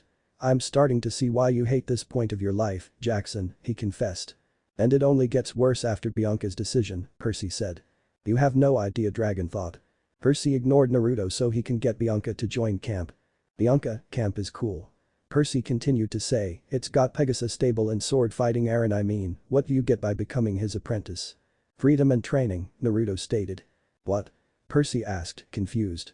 "She is free from the camp and she'll get enough training to protect the one she loves." "What do you mean?" Percy asked. "You are free to leave camp when you want and you get to train to be a hero there." "Then tell me, why do you have curfew there to make sure all the little heroes get a good night's sleep? And why is the death rate so high for you, Demigod?" Percy seemed a loss for words for that, so Naruto pressed his advantage. "With me, she can learn to stand on her own 2 feet, to not to fear the creatures of the dark, and can learn to protect the one she cares about. She learn everything I know and become strong." "Bad part about that is that shinobis have a worse life expectancy than demigods," Dragon said. "Worse since they actively go on life-threatening missions daily, unlike demigods." "Yeah, downside to an otherwise awesome job," Naruto said with a smile. "Hey. I'll stick with being a pirate," Dragon said. "More freedom that way." "This is crazy, Bianca," Percy muttered, switching gears. "What about you, brother? Naruto can't have 2 apprentices, can he? And you would rather her be with the hunters?" Naruto interjected once again, "to become immortal, to never see her brother again. With me, she can be allowed to stay with her brother, no consequences." "But it is not your choice," Naruto then turned to Bianca, "it's hers." "She could have seen her brother again," Artemis interjected. "I would have not stopped her." "Then tell me, would your hunters have let her?" Dragon asked. "Or would they have bullied her into forgetting him?" Artemis didn't answer. Bianca looked at Naruto, then at the goddess and, after a few minutes, finally made her choice. "I don't want to be afraid," Bianca called. "I don't want to lose my brother, but everything happening in so fast pace." Her fist is clenching so tight that it's white. "I know what I'm going to say is selfish, but Nico has been my responsibility for the longest time. I want to be free, to be my own person." "I offer you that," Naruto said. "You are free to go back to your brother at any time, but you can have the privilege of hunter and a shinobi. Freedom to go anywhere you want. And I will teach you to survive this world and give you the power to protect your family. There is much beauty in the world and I don't want you to miss out. You can even teach your abilities to your brother. So what do you say?" Bianca bit her lip. An offer like that is something no one can refuse. To get the power to protect the ones you love, to travel around the world, to be free from all responsibility. She can even teach Nico if she wanted. After a few minutes, she finally made her answer. "I accept," Bianca said, much to Percy's displeasure. "Is there a way to do this?" Nico let out a breath. Yes. His sister wouldn't be joining the hunters. Which meant she wouldn't go on that quest and she wouldn't die. Percy was relieved as well, but he had a feeling Bianca was still going to play a big role in this story, so he didn't relax too much. "Yes," Naruto said, "then pull out a cloth, hold out your arm for me." Bianca the girl did just that and Naruto wrapped the cloth around her. Naruto raised an eyebrow. "What's my other doing?" "Now Bianca, do you accept the responsibility of a shinobi set by me and to follow my word without question until your apprenticeship is complete?" "I do," Bianca replied. Then, without warning, the cloth began to glow and some unknown energy began to seep in her skin. Bianca began to glow a faint blue before all the energy entered in Bianca and stopped glowing. Naruto smiled. "How do you feel?" "I feel so alive," Bianca exclaimed. "I feel that I can take on the strongest of people and feel that I just got out of a small cage after several months." "But the chakra inside you," Naruto said, chuckling a little. "All shinobi, or in your case, kunoichi, have that inside them. It intensifies your senses and gives you powers you cannot even imagine." Naruto's eyebrows flew up. "What the what?" "He gave her chakra?" Athena asked incredulously. "How in chaos is that possible?" "Where do I sign up for that?" Leo asked, unknowingly summarizing every demigod's thoughts. Poseidon hummed thoughtfully. "Well," he said. "That's going to make things a lot more interesting." "So when can we train?" Bianca asked, a bit eagerly. Naruto chuckled at that. That kinda reminded him of himself when he was younger. Naruto chuckled. "She really does." "When get to Camp Half-Blood," Naruto said. "Until then, we can get to know each other and you can tell Nico the news." Artemis smiled. If there was any male she can trust, it's Naruto. He proved it more than once. So this other Naruto has proven to my other multiple times he is trustworthy. Artemis wondered as she stared at Naruto. It was weird to see herself so friendly with a male. After Orion, she never thought she could trust a male again, not counting her brothers and uncles. The entire it was going on, Percy had folded on himself. He felt like an intruder and a complete failure. He couldn't believe he came all this way only to lose Bianca to a pretty boy. He admitted that he preferred losing Bianca to Naruto over the hunters, but his wounded pride wouldn't let him admit he was wrong, and that camp is the best place for Bianca. "Sorry, man," Naruto said to Percy. Percy waved it off. "It's fine. Like my other said, I prefer losing Bianca to you over the hunters," he said. "At least with you, she might not die." "Do not despair, Percy Jackson," Artemis said, "you will still get to show the D'Angelos your camp. And if Nico chooses, he can stay there." "Great," Percy said, trying not to sound surly. "How are we supposed to get there?" Artemis closed her eyes. "Dawn is approaching. Zo, break camp and get Bianca outfitted with Naruto's basic shinobi outfit. You must get to Long Island quickly and safely. I shall send for a ride from my brother." Apollo grinned savagely at that while Naruto gulped and Artemis groaned in exasperation. Zo didn't like that idea and Naruto groaned, but she nodded and told Bianca to follow her. As she left, she stopped in front of Percy. "I'm sorry, Percy. But I want to do this. I really do." Then she was gone and he was left with Artemis and Naruto. "So," he started glumly, "we're going to get a ride from your brother, huh?" Artemis' silver eyes gleamed, "Yes, boy. You see, Bianca is not the only one with an annoying brother. It's time for you to meet my irresponsible and overprotective brother, Apollo." Naruto winced at the overprotective part. "That's an understatement. Is your brother still angry with me?" Naruto asked. Artemis sighed. "I'm not sure, but he will not attack you. Otherwise," Artemis' eyes hardened a bit, "he would have to deal with me." Apollo gulped at that. No matter how much confidence he had, he was still scared of his sister. Artemis glared at him, telling him that he also had to worry about her fury. "And that's it," Annabeth called out. "Who'd like to read next?" Reading Chapter 3. Demigod Reunion and Overprotective Brother. "And that's it," Annabeth called out. "Who'd like to read next?" "Before we start that," Dragon said suddenly, catching everyone's attention. "I would like to have a few words with Apollo first." He didn't wait for confirmation as he stalked over to Apollo and grabbed him by his shirt and vanishing suddenly. Reappearing elsewhere on Olympus, Dragon threw the sun god into wall and pulled a massive gun with 5 barrels and pointed it straight at Apollo's face. Apollo, who was just about to turn whoever this self-entitled twat was into dust by transforming into his true godly form, stopped suddenly at the sight of the large gun. He sneered. "Trying to beat me with a gun?" he mocked. "I thought you would have at least came prepared." "You watch movies, Apollo?" Dragon asked calmly. "Specifically, movies with Nicolas Cage." Apollo looked confused at the question. "Me. Got bored one day and had a full marathon of nothing but Nick Cage movies." "Why? You mean to tell me you've seen every Nicolas Cage movie and this gun doesn't even look slightly familiar?" Dragon asked again, emphasizing his question. Apollo frowned and examined the gun more closely. His eyes widened as it clicked just what type of gun was being held at his head. "How did you?" "That would be telling now, wouldn't it?" Dragon questioned with a crazed smile. He turned serious and said, "Listen, Apollo, I get why you're mad with Naruto. He has a relationship with your sister that you want. She's able to talk freely to Naruto, and that's something you either didn't have with her or don't have anymore. The latter, if your flinch is any indication." Dragon sighed and holstered his gun. "But you should know that Naruto's not going to take Artemis and lock her away in an ivory tower. Hell, I'm sure she'd sooner decorate the Black Forest in Germany with his entrails before that happened." Apollo scoffed in agreement. "And you have to understand, Naruto would never take her away from you. He's never had a family, so he'd sooner sell his soul to the Kyuubi before he broke one up without a damn good reason. If you want to be closer to Artemis and ergo be her brother again, don't try so hard." Apollo wanted so bad to glare at the cloaked young man, but knew he was right. He sighed miserably and slumped against the wall. "But I like this me," he said. "The old me that Artemis liked as her brother wasn't a nice guy. He'd kill someone just for looking at him wrong. He also had a short temper that." "And all I'm hearing is excuses," Dragon said bluntly. "Look, you don't have to be that guy again. Not fully. There must have been something that Artemis liked about the old you. Just take those parts and add them to the new you while taking out the parts she doesn't like." He made it sound so easy, Apollo thought to himself. "I know it won't be easy," Dragon said grinning, as if he read Apollo's mind, which was impossible. Apollo reasoned. "I mean, everything sounds easy when you say it, but never when you go about actually doing it. So, until you've got your wits about you, how about a bet?" A bet? Yep. I'll bet you that Naruto is nothing like Orion.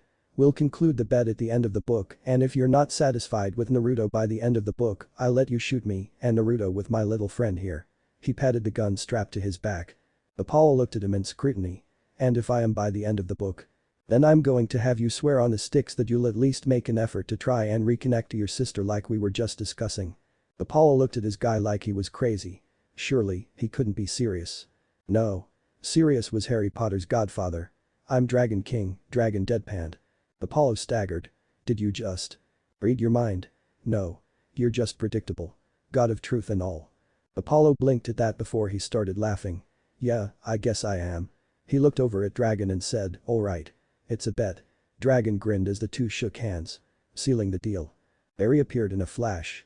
Sorry about that, gang, Dragon apologized. We good now? Zeus frowned at the man. What did you and my son speak about? He asked demanded. Well, the son of Leto and I were just talking about none of your bloody business, Bolt boy, Dragon said irritably.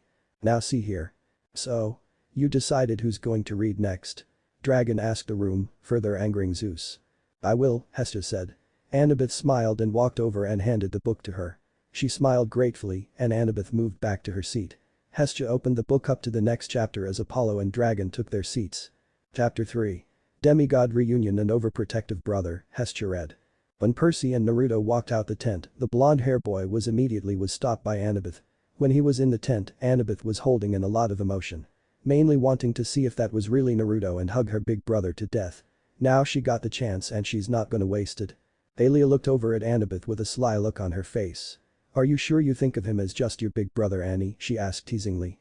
Shut up, Thalia, Annabeth growled. Is that you Naruto? Is it really you? She asked. Naruto smiled at the girl and rubbed her head. Yeah, it's me, little Annie, Naruto said affectionately. The girl finally let her emotions go and hug him to death, tears streaming. Percy looked shocked. He called you little Annie and you're not skinning him. And he got you to show that much emotion?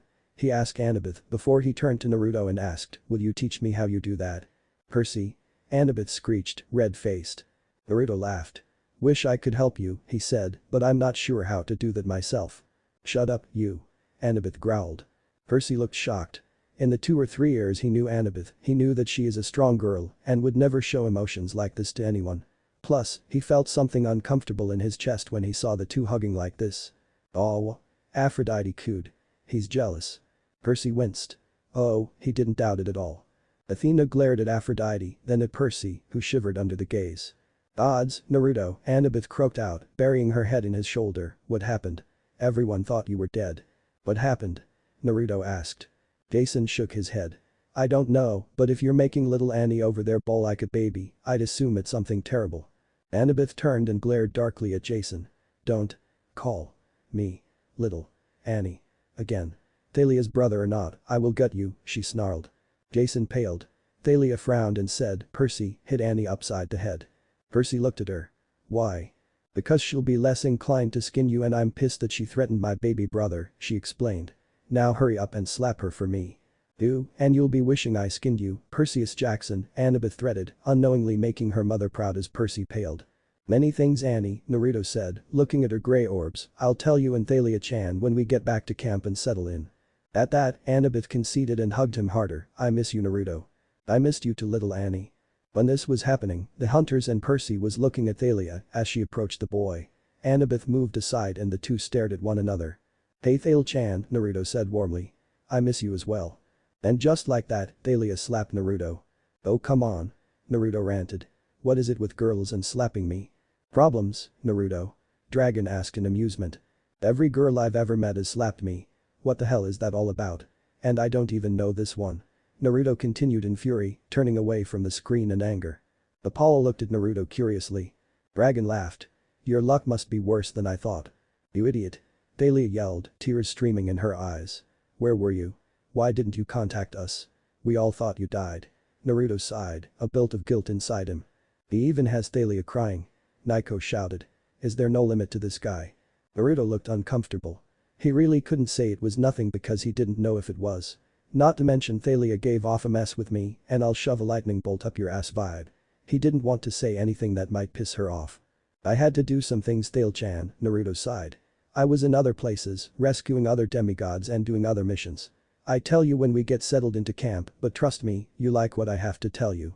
And won't leave you guys again, I promise you that. Naruto was taken by surprise when Thalia gave him a powerful hug. It only lasted a few seconds when she pulled back, a light blush on her face. Aphrodite squealed. I still need a shipping name for those two. Percy was shocked at this. Thalia never liked physical affection until now. Who is this guy? That's what we want to know, Percy said and looked to Naruto. Naruto just looked uneasy. He put his hands up and said, damn it, this isn't the same me. How am I supposed to know anything about him? Well, considering that the two of you are still very similar, I'd say asking you would be a good idea, Dragon mused. Athena nodded. It is a good assumption, she said. Naruto groaned. After a few minutes, a bright light approached them.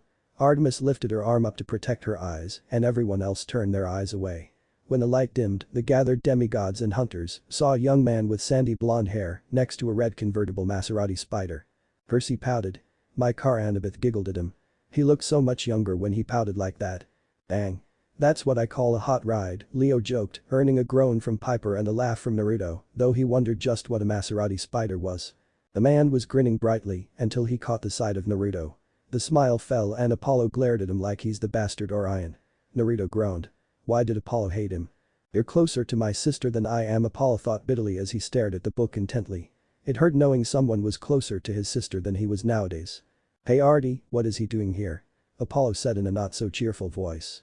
Artemis sighed. When is Apollo going to get that Naruto is not Orion? Soon, very soon, Artie Dragon thought with a grin. Artemis twitched and felt the desire to strangle Dragon. He grinned at her. Naruto helped me with defeating the Manticore, Apollo. Also, Naruto will be going with the hunters and the 5 demigods, so you will not harm him. Apollo looked like he wanted to argue, but kept his mouth shut. Now, I will be going to hunt down the Bane of Olympus. You won't harm Naruto again, or else. She left the threat hanging with a warning glance. After she left, Apollo started glare at Naruto. Don't think because art is on your good book means that I have to be nice to you, Apollo growled at him. Artemis glared at her brother, but whatever she was about to say was cut off when she saw him staring pensively at the book. She was confused as to why he would do that. Perhaps it has something to do with what that male talked to him about. She wondered. Again, why do you hate me? Naruto asked, staring back at him just as fiercely. Because if it's about Artemis being friends with me, then get over it. I'm not Orion. Artemis is not supposed to be friends with men. She swore on the sticks. Apollo snapped back at him. Naruto is really getting irritated at his overprotectiveness. No, I swore not to lose my virginity. Artemis growled out. I never swore never to have male friends. Granted, most males don't meet my standards, but that's beside the point. So, in short, she's one of those kind of girls, Dragon Stage whispered to Naruto and Aphrodite, who mysteriously appeared next to him. What kind? Naruto asked. The kind that would not be adverse to male company, but has the most and highest standards regarding men. Aphrodite squealed. So she can end up with someone special. She shrieked. I will not. Artemis denied vehemently. How about another bet then? If you're so sure, Dragon said with the most evil grin he could muster. Artemis didn't like that grin. What kind of bet? She asked slowly. What? She was just as competitive as her brother, don't question her. That by the end of the book series, you will find that special someone and it will have nothing to do with Aphrodite, Dragon explained, making Aphrodite look to him in shock. If you don't by the end of the series, I'll admit I'm wrong and willfully stand in as target practice for your hunters. Artemis, along with everyone else, looked at him in shock. And if my other does? She asked hesitantly. Then you must, let Aphrodite dress you up in whatever she sees fit for 3 chapters. Here, Aphrodite let out a fangirl squeal that hurt everyone's eardrums. Artemis looked at Dragon like he was stupid. And why would I agree to that? Aside from being branded a coward and have me tease you on the fact for the rest of the series. Your brother made a bet with me, as did Mr. D. Over there. Dragon jerked a thumb over at Mr. D. They've got the guts to take me on, where's yours? That hurt Artemis's pride. And as a child of Zeus, it was almost always encoded in their DNA to be extremely prideful. Fine. She snarled. She got up and walked to Dragon. You've got yourself a bet. She growled and shook his head. He smiled at her, but it unsettled her greatly. Hestia looked confused until Dragon smiled and whispered something in her ear. Surprisingly, she started giggling, much to the shock of her family, and continued reading. Frank muttered to his fellow demigods. What just happened? Searches me, man, Percy whispered back.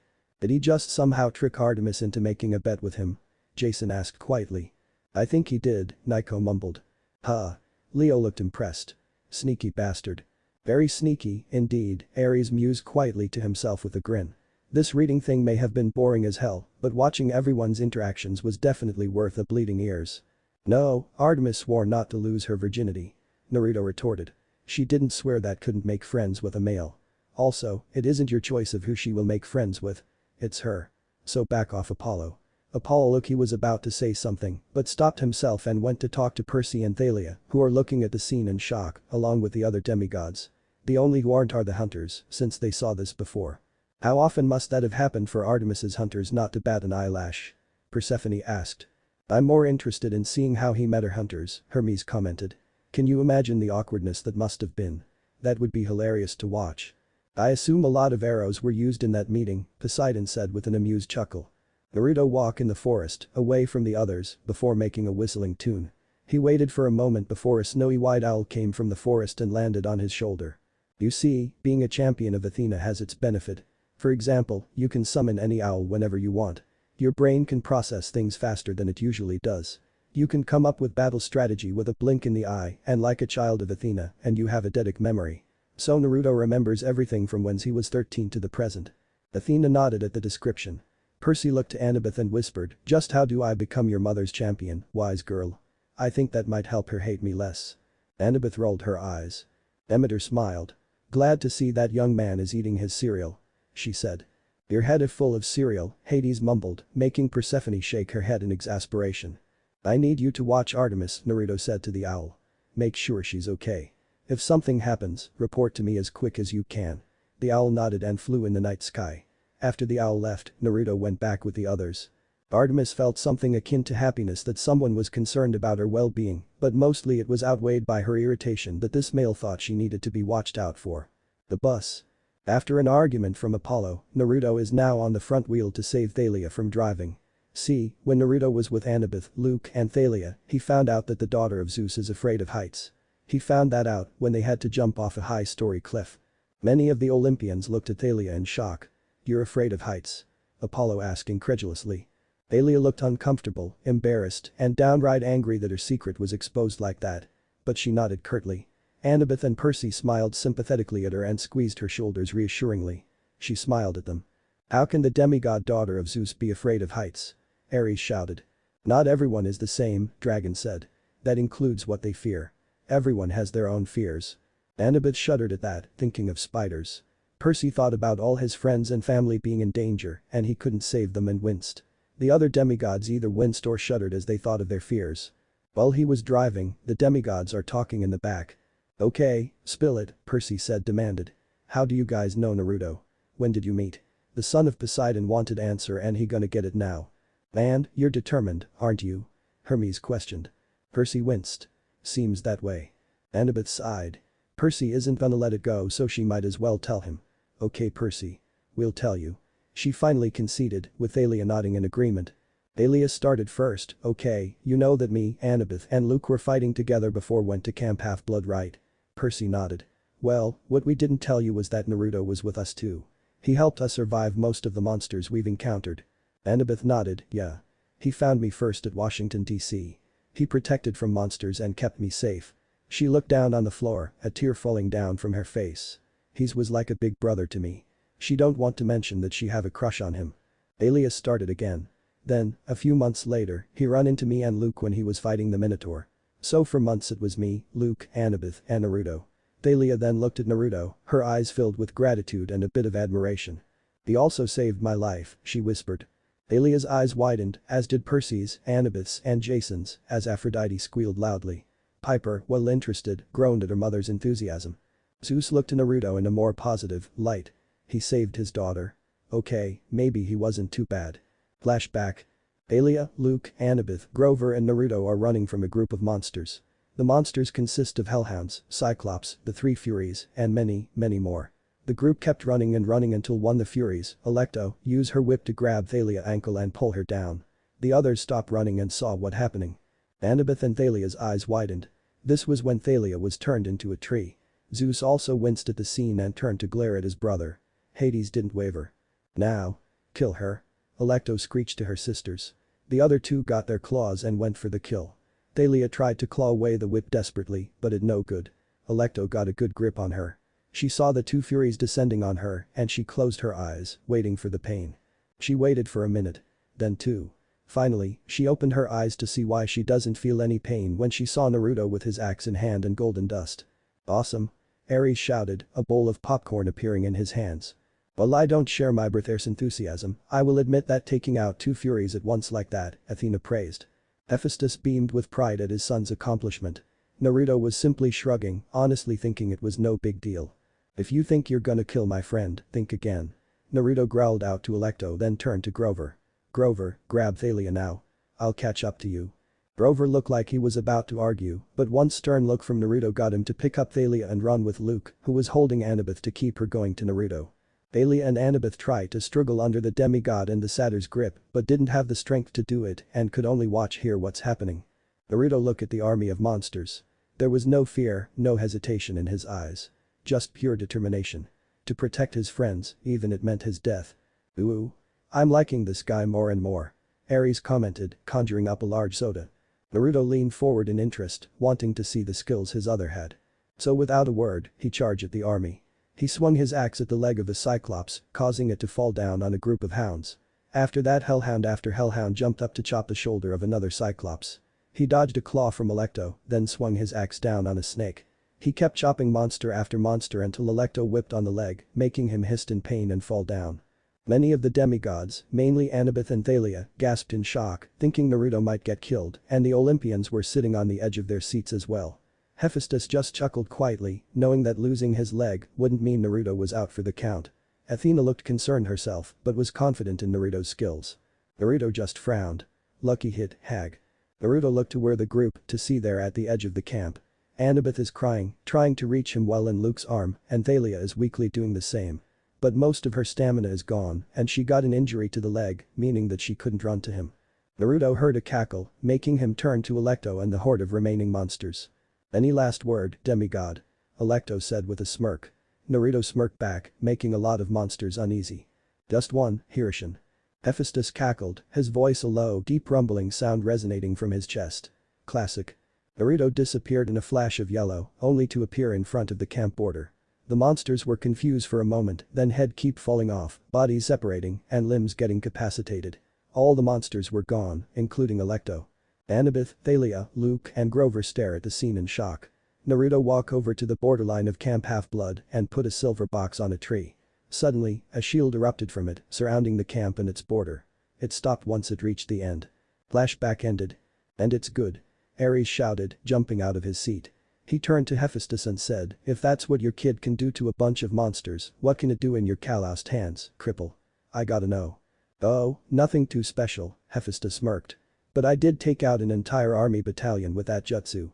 Ares' eyes widened. Hephaestus. He shouted, shocking everybody by saying the forge god's name. Why didn't you tell me you were so skilled in the art of war? And to not invite me to a war-torn realm. Damn it. I'm so jealous of you now. He looked at Naruto and said, and I can only assume you met a fiery woman by looking into this kid's eyes. He's got the eyes of a part-time prankster, part-time warrior, and full-time survivor.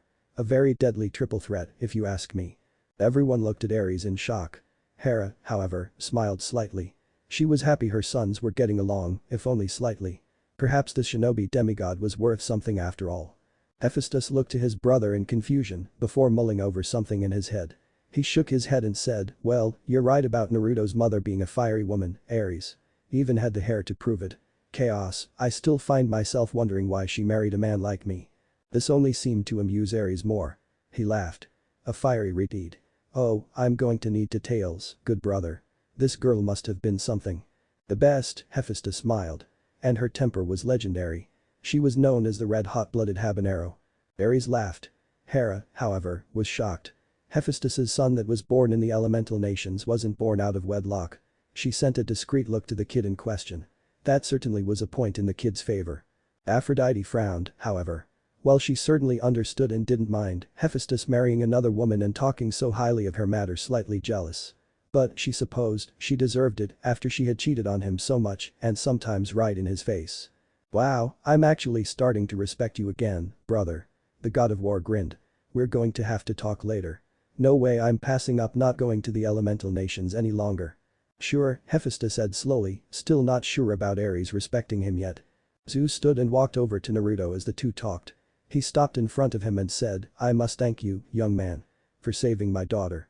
Naruto shrugged. "Hey, it was nothing," he said. "All part of being a super cool ninja and all." Dragon sniggered. Zeus simply examined the blonde. Seeing he wasn't going to get much more out of him, he sighed and continued, "Regardless, should you need anything over the course of your stay, simply ask. It's the least I can do." Many Olympians looked at Zeus in shock. But he didn't acknowledge them as he walked back to Hera and sat down. Naruto just looked confused, but nodded anyway. Dragon chuckled. "This is getting good." Hestia smiled at her brother's maturity and went back to reading. "From then on, we used that tree to protect Camp Half-Blood," Thalia said.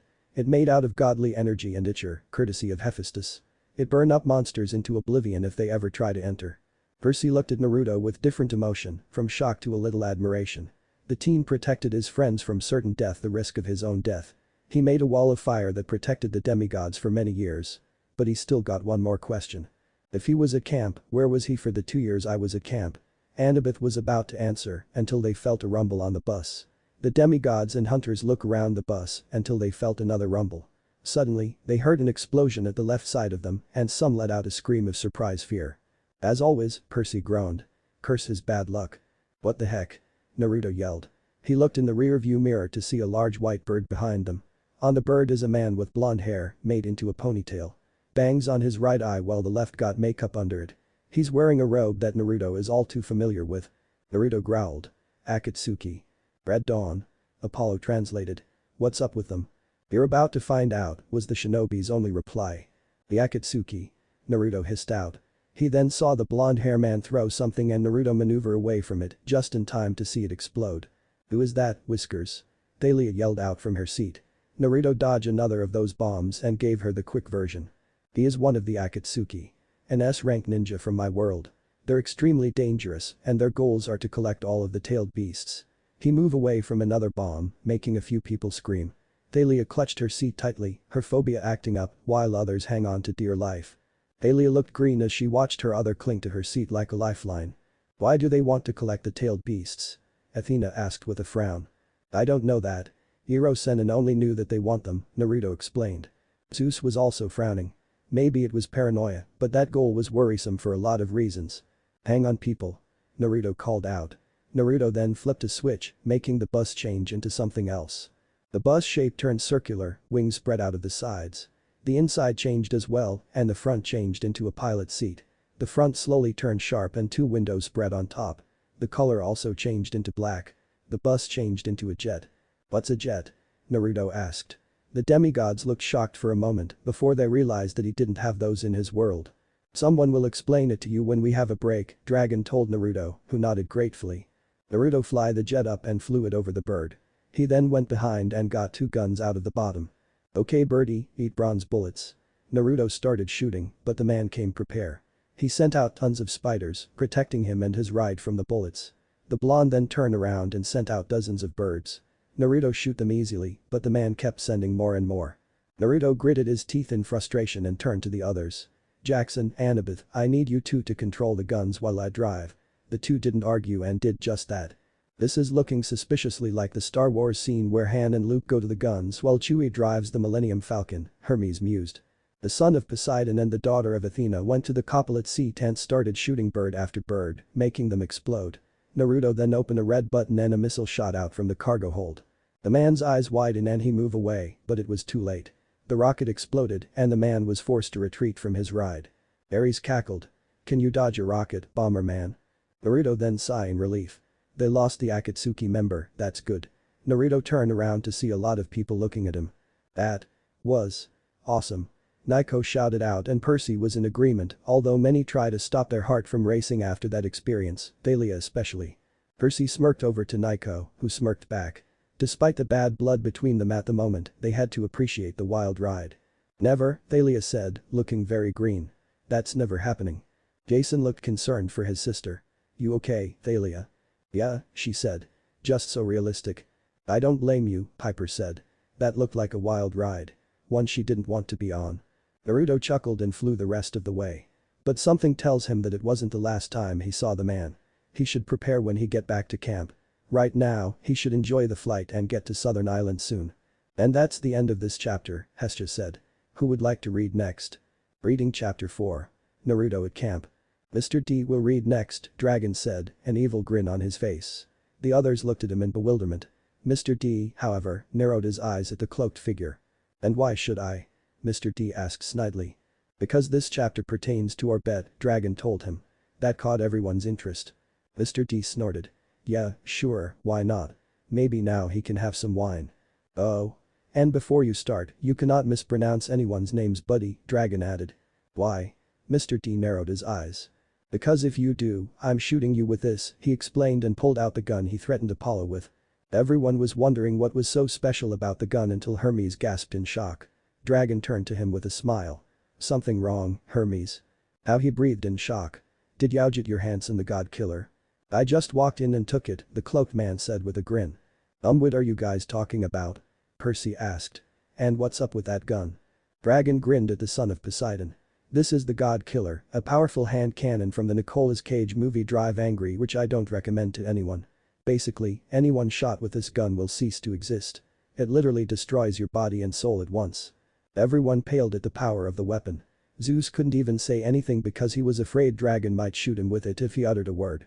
Apollo, well scared of the gun, couldn't help but chuckle mentally at everyone's reactions. He was the same way when Dragon threatened him with it. Dionysus paled and nodded rapidly as he snapped his fingers and the book instantly appeared in his hands. He flipped through it quickly and found his place. Chapter 4. Naruto at camp, he read quickly. So we get to see Naruto and how he affects the camp? Piper asked. Oh, this is gonna be good. Leo grinned madly. As soon as Soul landed on the ground, Thalia quickly got out and on the ground, hyperventilating. Her phobia acted up real badly in there. She had never been that scared in her life. Thalia shivered. Percy patted her back reassuringly, which made her smile in appreciation at him. Jason, however, narrowed his eyes but didn't say anything. He knew Percy was just trying to comfort his sister. Everyone else got out slower than her, but some were ruffled up because of that flight. Annabeth and Percy had to carry an unconscious and foaming Grover. They got 2 demigods to carry the satyr so they could go to the big house to inform Chiron about what happened. When all of the demigods went in, the hunters to their cabin to settle in, they spotted Chiron and Mr. D playing their usual card game. Chiron spotted the demigods and smiled, but when his eyes landed on Naruto, his eyes widened and his jaws dropped. And Naruto? Chiron said in shock. At the sight of him, Mr. D also got wide eyes and dropped his Diet Coke can. Mr. D stopped right there and looked slightly concerned. He never dropped his Coke in shock. Never. He looked over at Dragon and was rewarded with an evil grin. The others who knew Dionysus were shocked as well. Naruto smiled at the centaur and waved, "Hey Chiron, long time no see," in the blink of an eye, Naruto got pulled by a bone-breaking hug. "Naruto, my boy. I thought you were dead," Chiron said, his eyes misty. He let go of Naruto, giving the blonde some time to breath after that hug. The demigods that knew Chiron winced. "Yeah, his hugs are painful," Percy mumbled. "And be more painful than Tsunade Bachan's hugs," Naruto said. "Not only do I lose my breath, but she nearly breaks my back." "Not dead, Chiron. Just injured. Had to heal up before I could come back," Naruto said. Chiron nodded in understanding. From the quest Naruto took, he was bound to get greatly injured. But where had the blonde been for the past 5 years? That's what we'd all like to know. "Where have you been, bro?" Leo asked. Naruto shrugged uselessly. "You do realize I haven't lived that Naruto's life, right? After my fight with Sasuke, our lives differentiate." "Well, he does have a point," Annabeth conceded. Behind Percy, Mr. D slowly went to Naruto, holding that shock expression. Naruto saw the god and reach under the cloak, getting dozens cans of Coke. "By the way, here's your special Coke, Mr. D," Naruto said, passing a Coke can to him. Mr. D opened it with shaky hands and took one careful sip before he did something that shocked all the demigods in the room. He cried. Hard. And hugged Naruto just as hard. "It's you. It's really you." Dionysus sobbed, holding the blonde tightly. "Only one person can make this Coke. Only one person who can make that taste." Everyone looked at the book like it just said Artemis had married Ares, even Ares and Zeus. Dionysus began to get nervous. Could he seriously lose this bet to a mortal? Meanwhile, the demigods were shocked. "I've never seen Mr. D like that before," Annabeth murmured. "It's kind of scary," Percy added quietly. "Damn," Thalia muttered. "Is this guy trying to kill my other?" Naruto asked, noticing his other turning blue from the lack of oxygen. "Nah. Hades said, getting over his shock first and waving his hand dismissively. He's just overly excited. He'll let him go in a moment, I'm sure. Meanwhile, Percy was opening and closing his mouth in shock, Thalia was taking a picture of this, Annabeth was staring at the scene with wide eyes, and Bianca and Nico was staring at the scene with bewilderment. Chiron was shaking his head in amusement. Only Naruto can make Mr. D like that.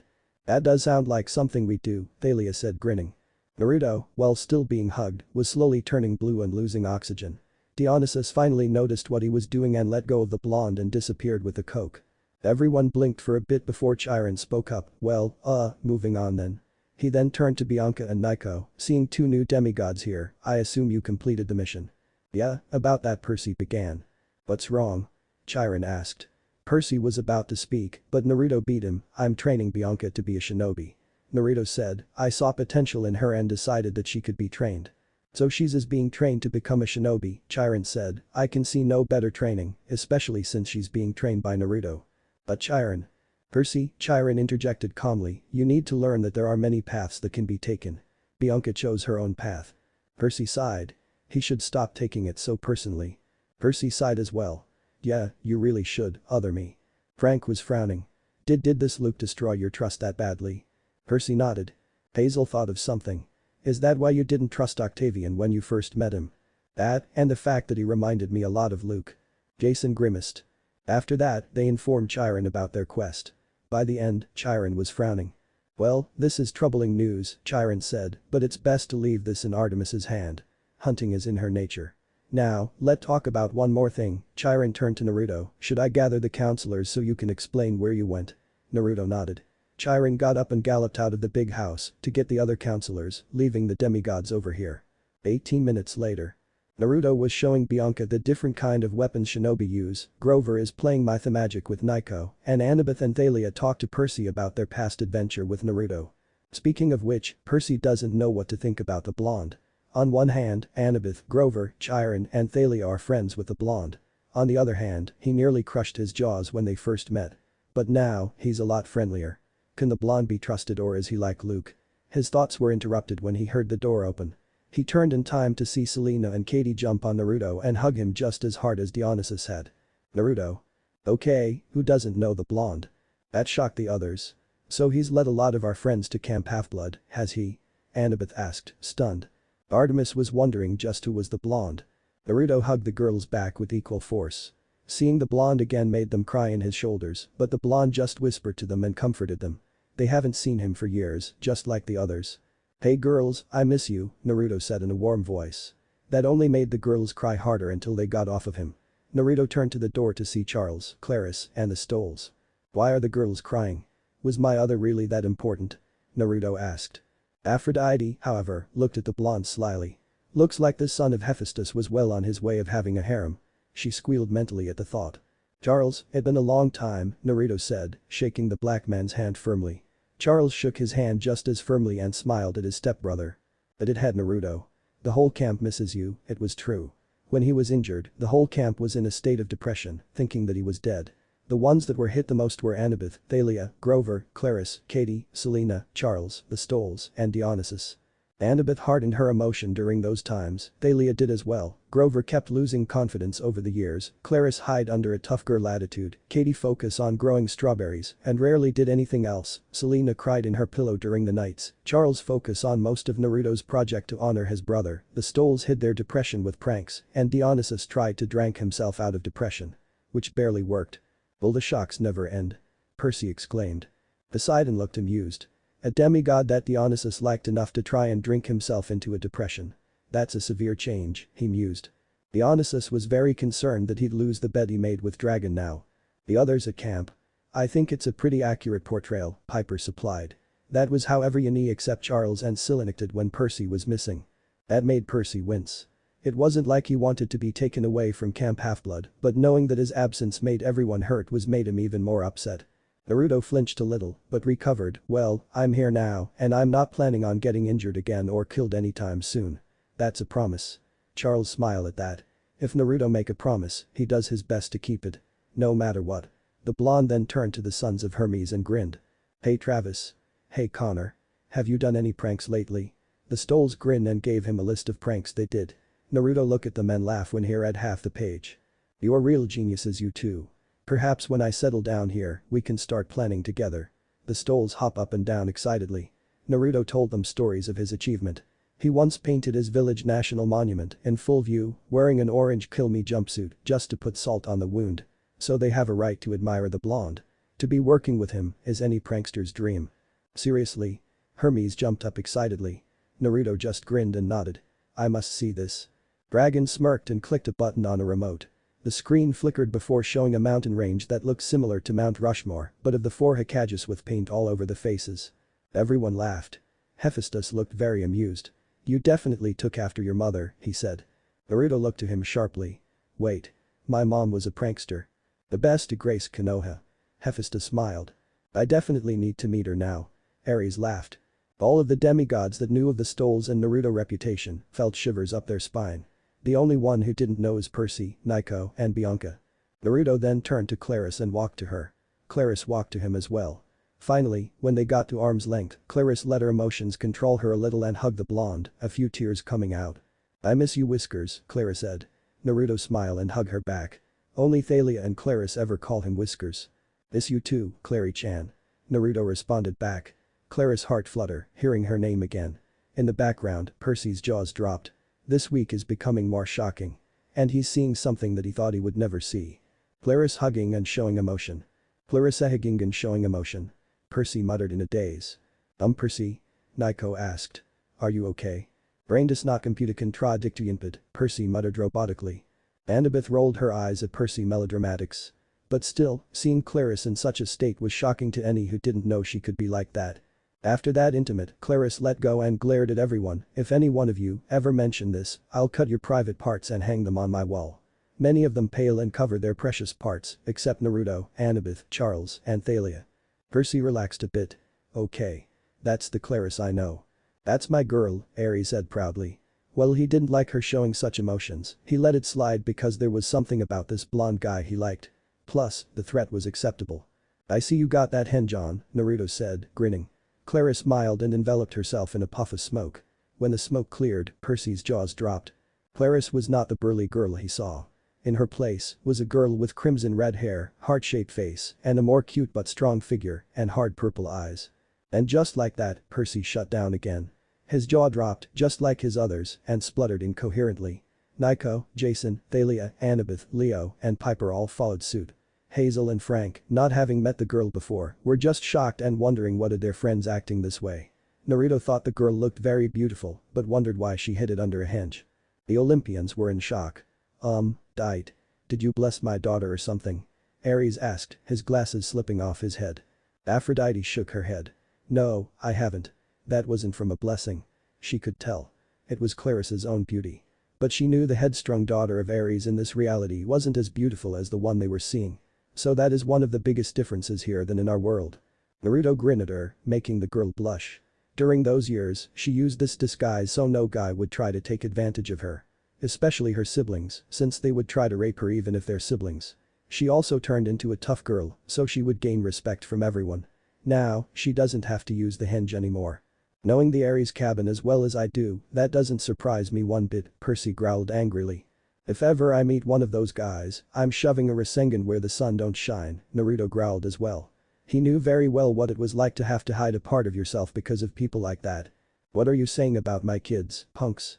Ares growled.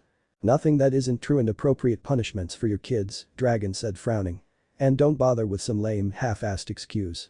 All of you in this room are at least guilty of allowing such a cowardly act such as rape to occur during your lives.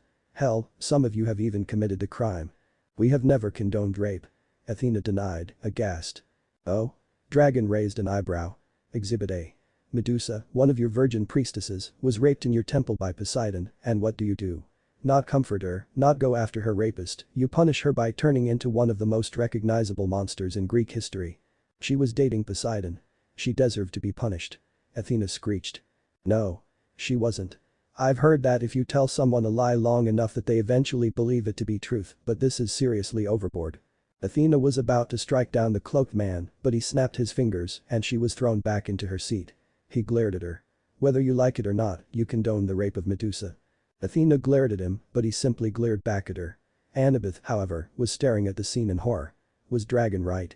He couldn't be. Dionysus decided to keep reading, partly to get through this chapter quickly, partly to make sure he hadn't lost the bet, and partly to stop the arguing. But mainly the second one. Naruto then turned to everyone. Now let's get this meeting started. A few minutes later. After everyone settled in and took their seat, Percy asked a question he'd been wondering about. How do you know everyone over here? Percy asked. Simple, I rescued and trained every one of them, Naruto said, while the demigods, except the D'Angelo siblings, pull out their shinobi headband to prove it. I rescued all of them from abusive parents, monsters, or human problems, and trained them so they can defend themselves. Some were more impatient than others, he gave a pointed look to Annabeth, making the blonde smile sheepishly. That doesn't surprise me, Percy said looking at Annabeth in amusement. Annabeth rolled her eyes and swatted his arm. Athena nodded to herself, knowing all too well about her daughter's inquisitive nature, but she was still steaming at Dragon's comments. Annabeth learned to throw and fight with a knife, Thalia learned sword fighting and electric abilities, Luke and the Stoles learned tracking and stealth. Selena learned knife fighting and hand-to-hand combat, Clarice learned wrestling and fighting with the spear, along with some earth abilities, Charles learned to forge weapons and axe wielding as well, Katie learned some plant abilities, and I taught Grover some martial arts ability, along with increase his tracking skills. Percy jaws drop. That's a lot of abilities. It is. Percy gaped as well. Nico was in shock. So my sister's going to learn all that? He asked. Looks like it, Hephaestus said with a smile, his pride at his son's accomplishments was rolling off him in waves. Then, Percy got two questions. When did they been trained and what kind of abilities do you have? Naruto smiled wryly at that. I trained them when we were young and will fully train them when I'm settled in, Naruto said. As for my abilities, I can do all elemental attacks, mastered every weapon, perfected my tracking and stealth skill, and learned every jutsu known in my world. I also got eidetic memories and the power to talk to owls, as well as an increased thinking capacity and fast reflexes. Percy's got wide eyes at that. Again, this week is full of surprises. Naruto was shocked. Damn it, I'm jealous of my other. Where do I sign up to get all that? Athena smiled at him. Perhaps we can discuss you becoming my champion later, if you're interested, she suggested, making everyone turn to her, shocked. Why you'd allow him to be your champion, mother? Annabeth stuttered. The goddess of wisdom shrugged. Why not? He's certainly proved to be interesting, and if he's anything like his other, which I'm quite confident he is, then I believe he is worthy enough to become my champion. Well, that's not against the rules, daughter, I would at least advise waiting until we're done with this book first, Zu said. He honestly didn't want this version to become Athena's champion, but knew he couldn't stop her, as long as Naruto wasn't one of her own children. Athena frowned, but nodded anyway. Before he could ask anything else, Thalia beat him to it. Okay, now my questions. Where were you for the past years? The camp has been in a state of depression ever since you left. Most of the counselors nodded at that and looked at Naruto expectantly. I've been healing my wounds, Naruto said, showing the wound. Everyone gasped and Grover fainted on the spot. On Naruto's chest is a 2-foot-long scar that is close to his waist. Everyone looked on in horror at the wound while the Olympians winced. That had to hurt. Naruto just shrugged. Meh. Could be worse. Every head turned to him. How could it be worse?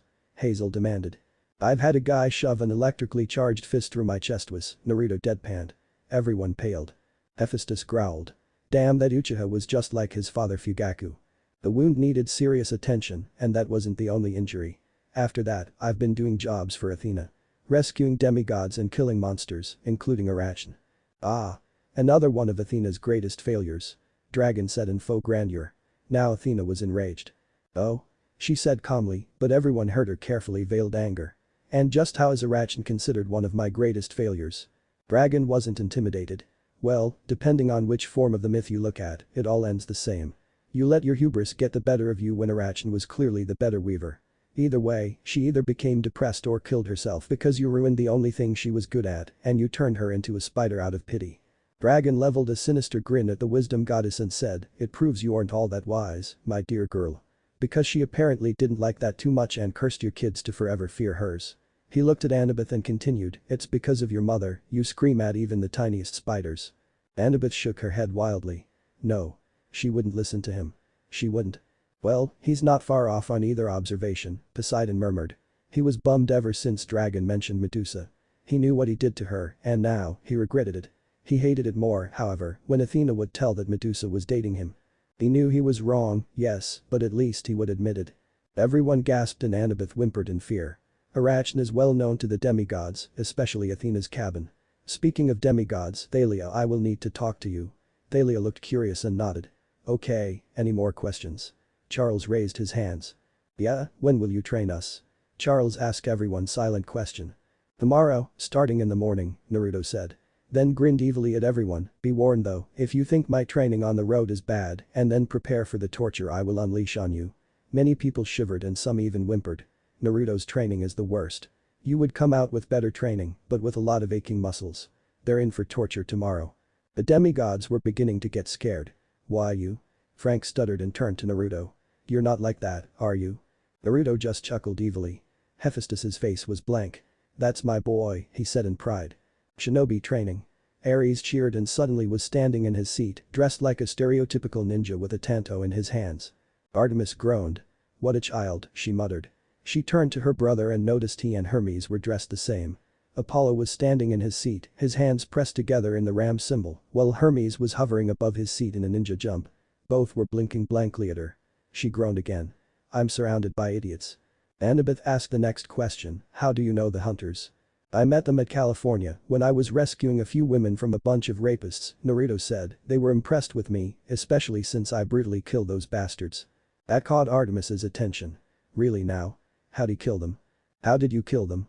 Clarice asked, eager to hear. Naruto smirked and showed all of them a picture. The men paled when they saw the picture, while the women gave Naruto cheers and smile. Everyone chuckled at Artemis for thinking the same thing as Clarice, but every male, except Dragon and Naruto, paled at the picture. But us? Hermes exclaimed. That's just cruel. Ah. My eyes. Can't claw them out fast enough. Apollo cried. That hurts just looking at. Leo whimpered, holding his privates. Leo, if that ever happens to me, do me a solid and kill me quickly, Jason shivered, holding his privates as well. Nico and Frank were practically shivering in fear. Percy was pleading to Annabeth. Please don't do that to me, wise girl. Please. I promise to never leave you again. I'll do anything. Annabeth was grinning slyly at her boyfriend. I'll think about it, she mused, which didn't assure Percy in the least. Hera was leering at Zeus, thinking of using that against him. Zeus was shivering. Artemis and the other women were nodding as well. Good riddance to bad rubbish, the goddess of the hunt said. Well, they did deserve it, Naruto said, nodding in approval at his other's use of violence. Violence isn't the answer, but it's the only one people ever listen to, Dragon laughed. Served those cowards right. Since then I've been working with the hunters and Artemis, rescuing other demigods, Naruto said. I also taught them that not all men are bad. One more question, Thalia said, are you gonna stay here? Naruto smiled, answering her question. Yeah, Thale-chan, I'm staying, Naruto said. Thalia beamed before Chiron walked over to the counselor and stomped his hooves to get their attention. Okay, now that all the questions are answered, Chiron started, we're gonna play a game of capture the flag. But we don't have N. Percy, Chiron interrupted, it's a friendly game we play when the hunters come here. Yeah, real friendly, Thalia muttered. Naruto smirked. So we'll be playing against the hunters, Naruto said, excellent, I've been meaning to test the hunters' skills and try out some new weapons. Everyone that knew Naruto either grinned or shivered. Naruto is a beast when it comes to fighting. Some of them started pitying the hunters. They are going to face the toughest challenge ever. Annabeth laughed evilly. They won't know what hit them, she said viciously. I'm tempted to agree, Thalia agreed. No way are the hunters getting past Naruto. Artemis was shocked, but she did have to agree. Her hunters were probably not going to win against him. Outside. After everyone left, Naruto led Thalia to the forest, with Annabeth, Percy, and Grover behind him. During the walk, Naruto had been attracting stares from the other campers, whispers, and blushes. The campers are all surprised to see Naruto, and the girls who didn't know them either had blushes or nosebleeds. After a few minutes of walking, Naruto stopped and turned to Thalia. Okay, Thalia, before I tell you anything, I need you to swear on the sticks you won't overreact and do something rash. Okay. Thalia looked suspicious, but did as he told, so did the others. Okay, Thalia, remember when you told me about your brother? Thalia nodded, but looked confused. Percy's eyes widened. Thalia has a brother. Where is he? Thalia and Jason stiffened. Percy just shook his head. I was probably asleep, he muttered. Probably, Annabeth agreed, giggling. Athena bemoaned how her daughter was in love with such an idiot. Percy, Annabeth, and Poseidon had the sudden urge to smack Athena. Well, I found him, alive and safe. He's not dead, Thalia, Naruto said, making Thalia's eyes widen. Thalia didn't say anything. Just stare at Naruto with wide eyes. Then after 5 minutes, she asked in a shaky voice, he's alive. Yes, he is. Naruto said, then his tone turned somber, but I can't tell you where he's at. Before Thalia could yell at him, Naruto stopped her and finished. The reason I can't tell is because Zeus made me swear on the sticks that I wouldn't tell the location. It was supposed to be a secret, but I found out by accident. So now, Zeus made me swear not to tell the location. And for good reason, Zeus said. I really want to say something to that, but you're right, Dragon sighed. Octavian would stop at nothing to start up another war. True, Jason and Percy growled. They looked at each other and smirked. Thalia was quiet for a few minutes. Finally, she reluctantly nodded at the blonde's words. Then, without warning, hugged Naruto and cried on his shoulder. Naruto did nothing but hold her. You better be telling the truth, Whiskers, Thalia said quietly, her tears still streaming. Her brother is alive. Her brother is safe. And there will be nothing to stop her from going to him. And that's the end, Mr. T sighed in relief, glad he didn't lose the bet with Dragon at least just yet. They still had the whole book to finish after all. Dragon laughed at him. So, who's reading next? Reading chapter 5. Settling in. What do you mean I'm not wise? Athena growled angrily as Dionysus finished reading. Dragon sighed and stood up. He knew this would happen. Chill out. It ain't all your fault. Damn perverted men back in ancient Greece thought up you guys and your personalities, so I get that, he said. But you've all grown into your own people, yet you fall to the labels and idiosyncrasies those men made for you. What are you referring to? Poseidon asked in a placating manner, trying to mediate between the two. Dragon looked over to Poseidon and raised an eyebrow. In reference to the point I'm making. Well, for starters, Athena is the goddess of wisdom. But the ancient Greeks had less than savory views of women in the day. So when a male god did her wrong, like in the case of Medusa, Poseidon winced, they thought her up to believe she couldn't go after you, so instead, they demean women further by creating Medusa. His argument had some merit. Most of the Olympians winced at his explanation. Hera and Artemis actually looked thoughtful at his rant, thinking about what they had done and seeing how it measured up. Apollo winced, but no one saw. He knew that he was terrible back then and wouldn't deny Dragon's accusations. That was why he was so hesitant to change back for Artemis. He had had a short fuse and murdered men for simply complaining the sun was too hot. He looked to his sister in contemplation. Perhaps Dragon had a point earlier when he said he could change some of his character to make his sister happy. He would like nothing more than to have her say, "That's my brother," with pride once more. But how would he do that? But we don't have time right now to continue this because I could go on till we're all blue in the face, Dragon continued, breaking Apollo out of his thoughts. We'll have a break soon and we'll continue on from there. Sound good? Yes, Zeus spoke up before Athena could protest. We still have a lot of chapters to read. This fight can wait until we finished more of them. Dragon nodded and looked around. So, who wants to read next? I will, Ares said, surprising everyone but Dragon. You? Athena blurted. Read. The god of war scoffed. Yes, I can read, Owlhead, he said tersely. I am a god of war, not god of illiteracy.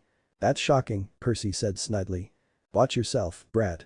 Ares growled as he held out his hand and the book flew into it. He flipped through the book and found their place. Chapter 5. Settling in, Ares began. Naruto walked around the camp looking at the cabins. His friends were either training, sleeping, or wondering like he was. He was enthralled by the unique cabins. Each one tells the gods or goddesses' personality and/or realm. His favorite ones are Artemis, Athena, Hephaestus, and Hermes. His least favorite are Zeus, Hera, Ares, and Aphrodite. The 4 gods and goddesses mentioned smiled. But the other 4 frowned. How come you don't like me? Aphrodite complained. I'm the most fun goddess here. That's debatable, Dragon said, making Aphrodite whirl towards him with a glare. As the goddess of love, obviously you're the most powerful person here, bar me of course. I'm the guy keeping your powers in line at the moment. He smiled and continued. But sadly, love, well, the greatest gift given to us by the Jehovah Jireh himself, it's also one of the most corruptible, as sad to admit as it is.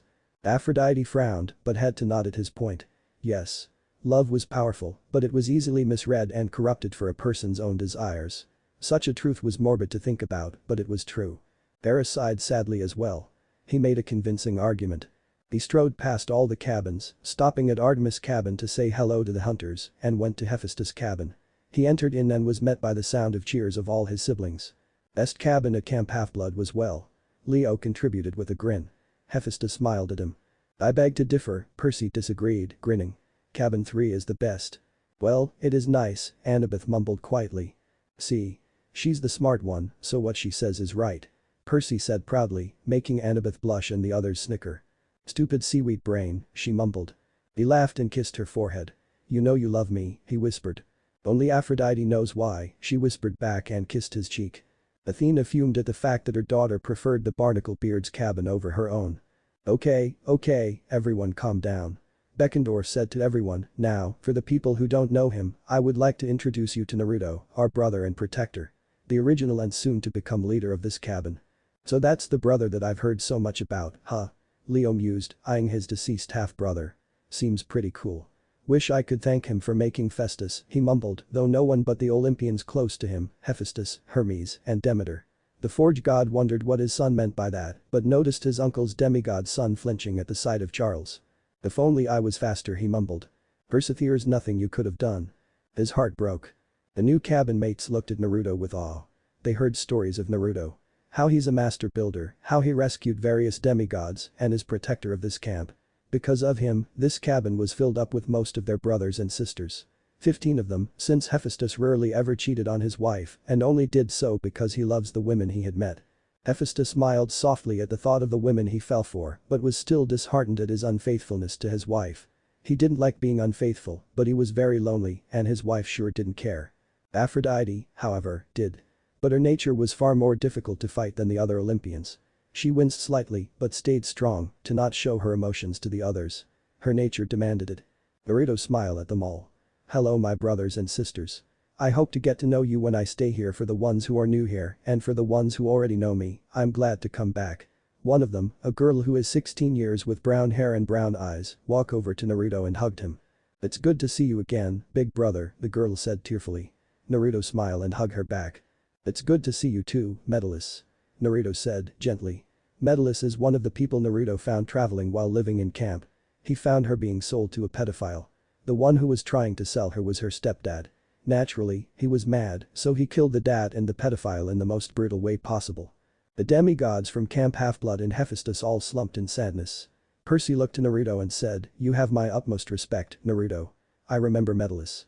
Poor girl was so shy and terrified of everything when a satyr brought her to camp. She wasn't saved from the situation, and it broke her. Shesh died during the Titan War, defending her siblings during the Battle of the Labyrinth. She had finally broken out of her shell enough to fight back, but she didn't make it.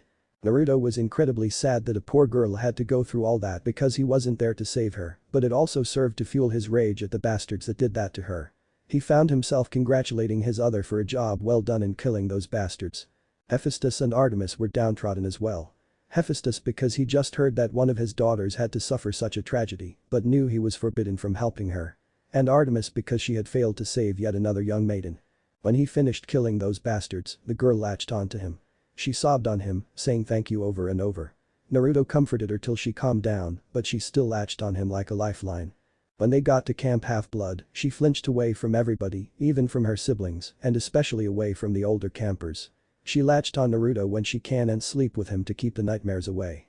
They got closer and closer over the years, closest out of all the siblings. Everyone couldn't help but feel glad that this other medalist was able to live a better life than in their own world. So Charles, what happened to my weapons when I was gone? Charles smiled and beckoned him over to the workshop, showing all the weapons he repaired. One of them is a pistol filled with bronze bullets. Next is the assault rifle with imperial gold bullets, an endless supply of both bullets. The third is a stealth chest plate, making anyone invisible, even the Byakugan couldn't see it. The fourth was a hilt. When used, your elemental abilities is fused with it, making an elemental sword. In other words, a new version of a lightsaber. And the fifth is an endless bag of Greek fire grenades, with a timing button it. Leo suddenly had a notepad and a pen and was writing down everything. This is so awesome. He exclaimed, much to Jason's and Piper's amusement. Just how did he make both guns have an endless supply of bullets? The chest plate will be tricky to recreate, and just what is a Byakugan? Byakugan Leo, Dragon said. A Kekkei Genkai much like the Sharingan, but gives the user X-ray vision, so to speak, the ability to see chakra following through their opponent's body and their chakra points, and 360-degree vision.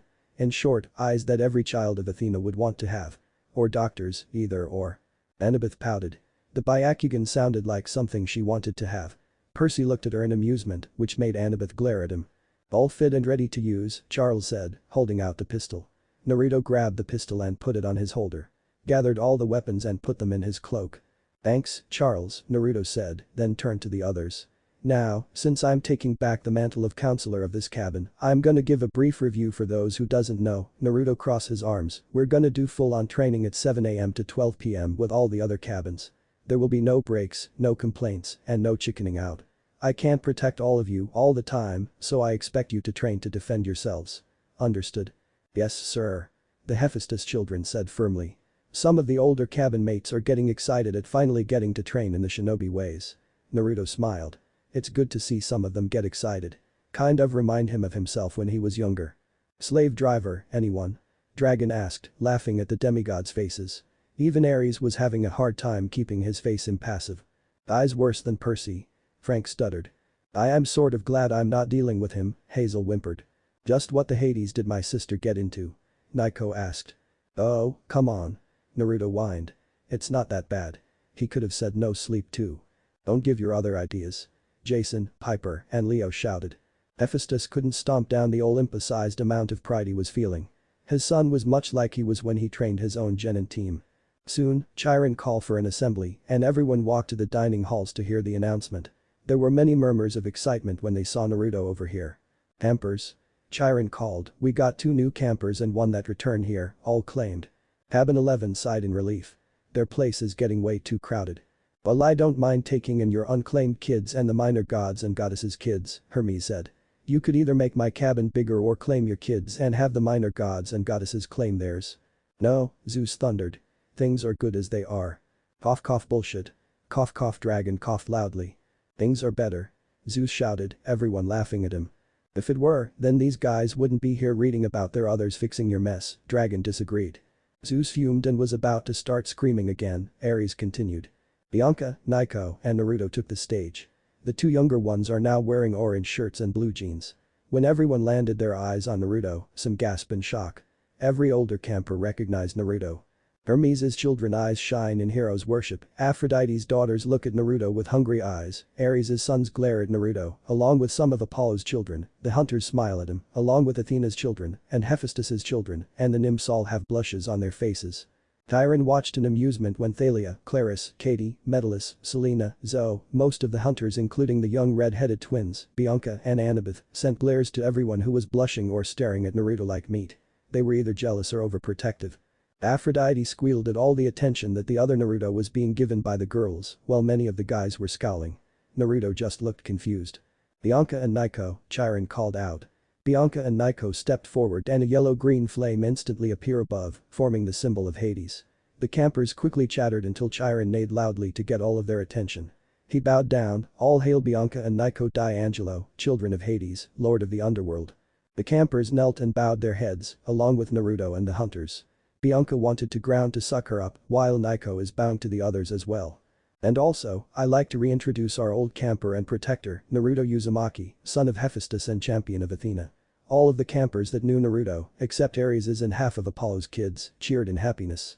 For those who don't know him, he was originally a camper of ours.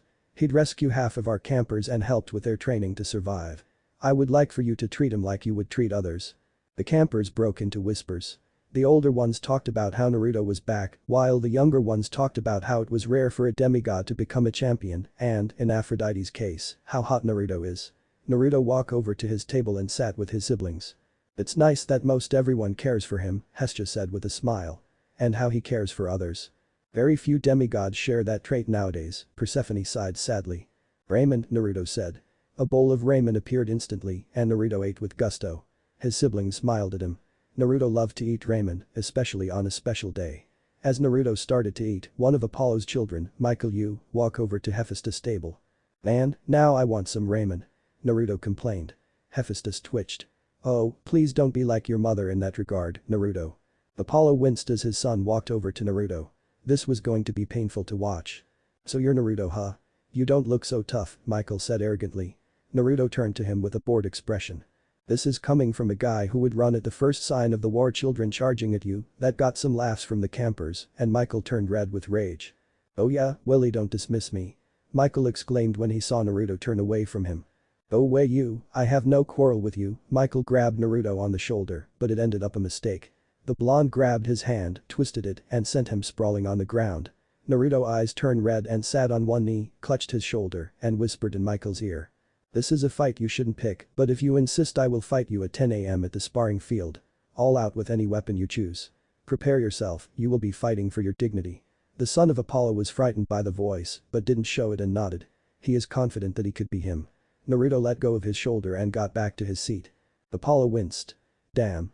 His other really had it in for the blonde son of Hephaestus.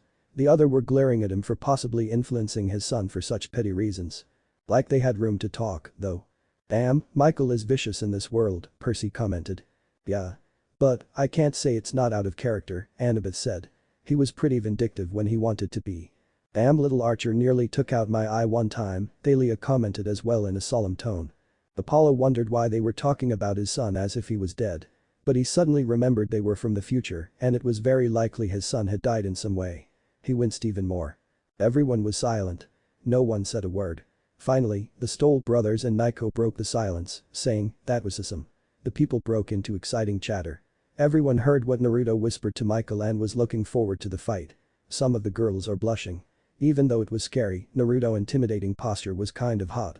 He certainly does, Aphrodite purred, making her husband growl. Certainly has the baddest thing going for him, Hermes said with a grin. He looked to Apollo and his grin turned sheepish. Sorry about that, Apollo. Apollo shook his head, showing it was fine. Hermes frowned and wondered just what was wrong with his friend. Naruto turned to his brothers and sisters. So are you all gonna watch me fight? The siblings nodded and Metellus hugged Naruto in support. Metellus smiled at her big brother, you can do it, Naruto. We know you can. Yeah, I mean, if you can beat Ares in a sword fight we know can defeat you, one of the Hephaestus males said. Naruto smiled at his siblings for supporting him and got back to eating his ramen. After dinner was over, Naruto said goodnight to the hunters and his friends and went to bed with his siblings. When he was sure that everyone is asleep, he got out a box of cigarette and light one up. He blew out the smoke and formed a halo. Naruto raised an eyebrow. When did I start smoking? He asked. That's bad for you, you know. Demeter asked in scrutiny. You should be eating cereal. Mother. Persephone screeched. During the years, he formed a habit of smoking like the Jonin, Asuma did. It kept him calm and relieves the stress from his body. But he sometimes had to hide his smokes because Thalia, Annabeth, Artemis, basically any of the girls who are close to him, tries to stop him from smoking, and he doesn't want that. Sighing, he put up the cigarette and got to bed, dreaming about building many weapons. Ah, that's the reason then, Naruto said. Thalia, Annabeth and Artemis felt the need to smack Naruto, but refrained from it. They could do it later. Morning. All of the campers gathered at the arena to watch the fight or what others think, the epic beatdown. Michael is now target practicing, wearing flexible armor. The Apollo cabin is offering him encouragement for the battle. Charles got to the bench and walked towards Thalia and the others. He's on his way. He's preparing. Thalia and Annabeth nodded. Percy looked at the two, curiosity filled his eyes. Hey guys, how strong is Naruto? I know his abilities, but exactly how strong? Percy asked. The people who knew Naruto smile. Strong enough to defeat all the younger Olympians, save for Hephaestus, Artemis, and Athena. Annabeth said, causing Percy's mouth to drop. He turned to the others, who nodded in confirmation. Everyone gaped at the declaration from the other Annabeth. Naruto was in awe that he had, in another life, rivaled gods. The demigods were amazed at the knowledge that a mere demigod, admittedly one who was already up, could reach such levels of power. However, not everyone was thrilled. Aye. Zeus shouted to the heavens and reached for his master bolt, but was met with the business end of the god killer. Now that you've drawn your weapon, Dragon hissed darkly. Are you willing to use it? Weapons are not meant for threats, they're for action. Are you willing to risk your life, son of Kronos? The air turned cold at the Titan Lord's name and Zeus paled at the large gun's muzzles at his nose. He quickly sat back down, not wanting to risk getting shot by that gun for tempting the fates. Everyone else was shocked and scared at the interaction. He's scary, Hazel whimpered. Frank nodded and shivered in his seat. Meh, Ares shrugged. I give it a 7 out of 10. Naruto faced more things than we did when he just 5 years old, Grover said, sadness filled his eyes. The other also had sadness in their eyes, making Percy confused. What are they sad about? You don't want to know other me, Percy said. Before he could ask, Michael spoke up. Where is he? Did he chicken out? Figures, anyone related to Athena, blood or no, is bound to chicken out, Michael said with a sneer, causing all of Athena cabin to glare at him. He didn't say anything about Hephaestus cabin, since all of them were strong. He had some form of common sense. But to fight the guy that made them awesome? Ares asked sarcastically. He scoffed. Arrogant brat. Like most other pig-headed males it would seem, Artemis said haughtily. Take that back. Naruto is gonna kick your butt. Naiko said, his eyes filled with anger. Bianca would have scolded her brother, but she is angry as well. Michael sneered again. Then where is he then? Where is the so-called protector? Right behind you, waiting for you to notice me. Michael turned to the back, along with the others, to see Naruto leaning on his bostaff. Naruto's armor got their attention. His breastplate is red with brown strap lines that is crossed diagonally and two more that is shaped like an X on the top. His shoulder cap is triangular and kneecap is as well. The thigh of his armor is triangular as well and red pants. His shirt is long sleeve as well with the same triangular armor on the arm and forearm and brown straps on his arm as well. His boots are a combination of black and gray, a brown belt, and the armor have yellow lining. Naruto called it the dragon armor, hint hint. His bow staff is bronze metal with imperial gold metal sharpened on the edges. Luckily, he got gloves to protect himself from cutting himself. He's also got knives in his belts to throw. The mantle of the champion. The mantle of the champion. Apollo suddenly started chanting with gusto, stars in his eyes. Hermes quickly joined him as the two jumped up and down excitedly. Meh, dragon dismissed. Meh. Just meh. Artemis shouted, shocking everyone but Apollo and Hermes. The mantle of the champion armor is awesome. How dare you just say meh. No denying the armor's good, Dragon admitted. But I've always been partial to King Callan's armor. It has no mobility. Poseidon shouted suddenly, making the others' eyebrows shoot up. When you're a tank, you don't need much mobility, Dragon said. Not to mention the armor has more of an intimidation factor going for it. Testify. Ares praised, suddenly appearing next to Dragon with his hand raised up. Dragon reached up and high-fived him. I agree. Hades said, now freaking the demigods out as he went and stood next to Dragon and Ares. Long live King Callan. Hephaestus shouted, appearing next to the three men as Hermes and Athena took point beside the defenders of the mantle of the champion. The demigods were shocked and confused. What the Hades are they talking about? Jason asked.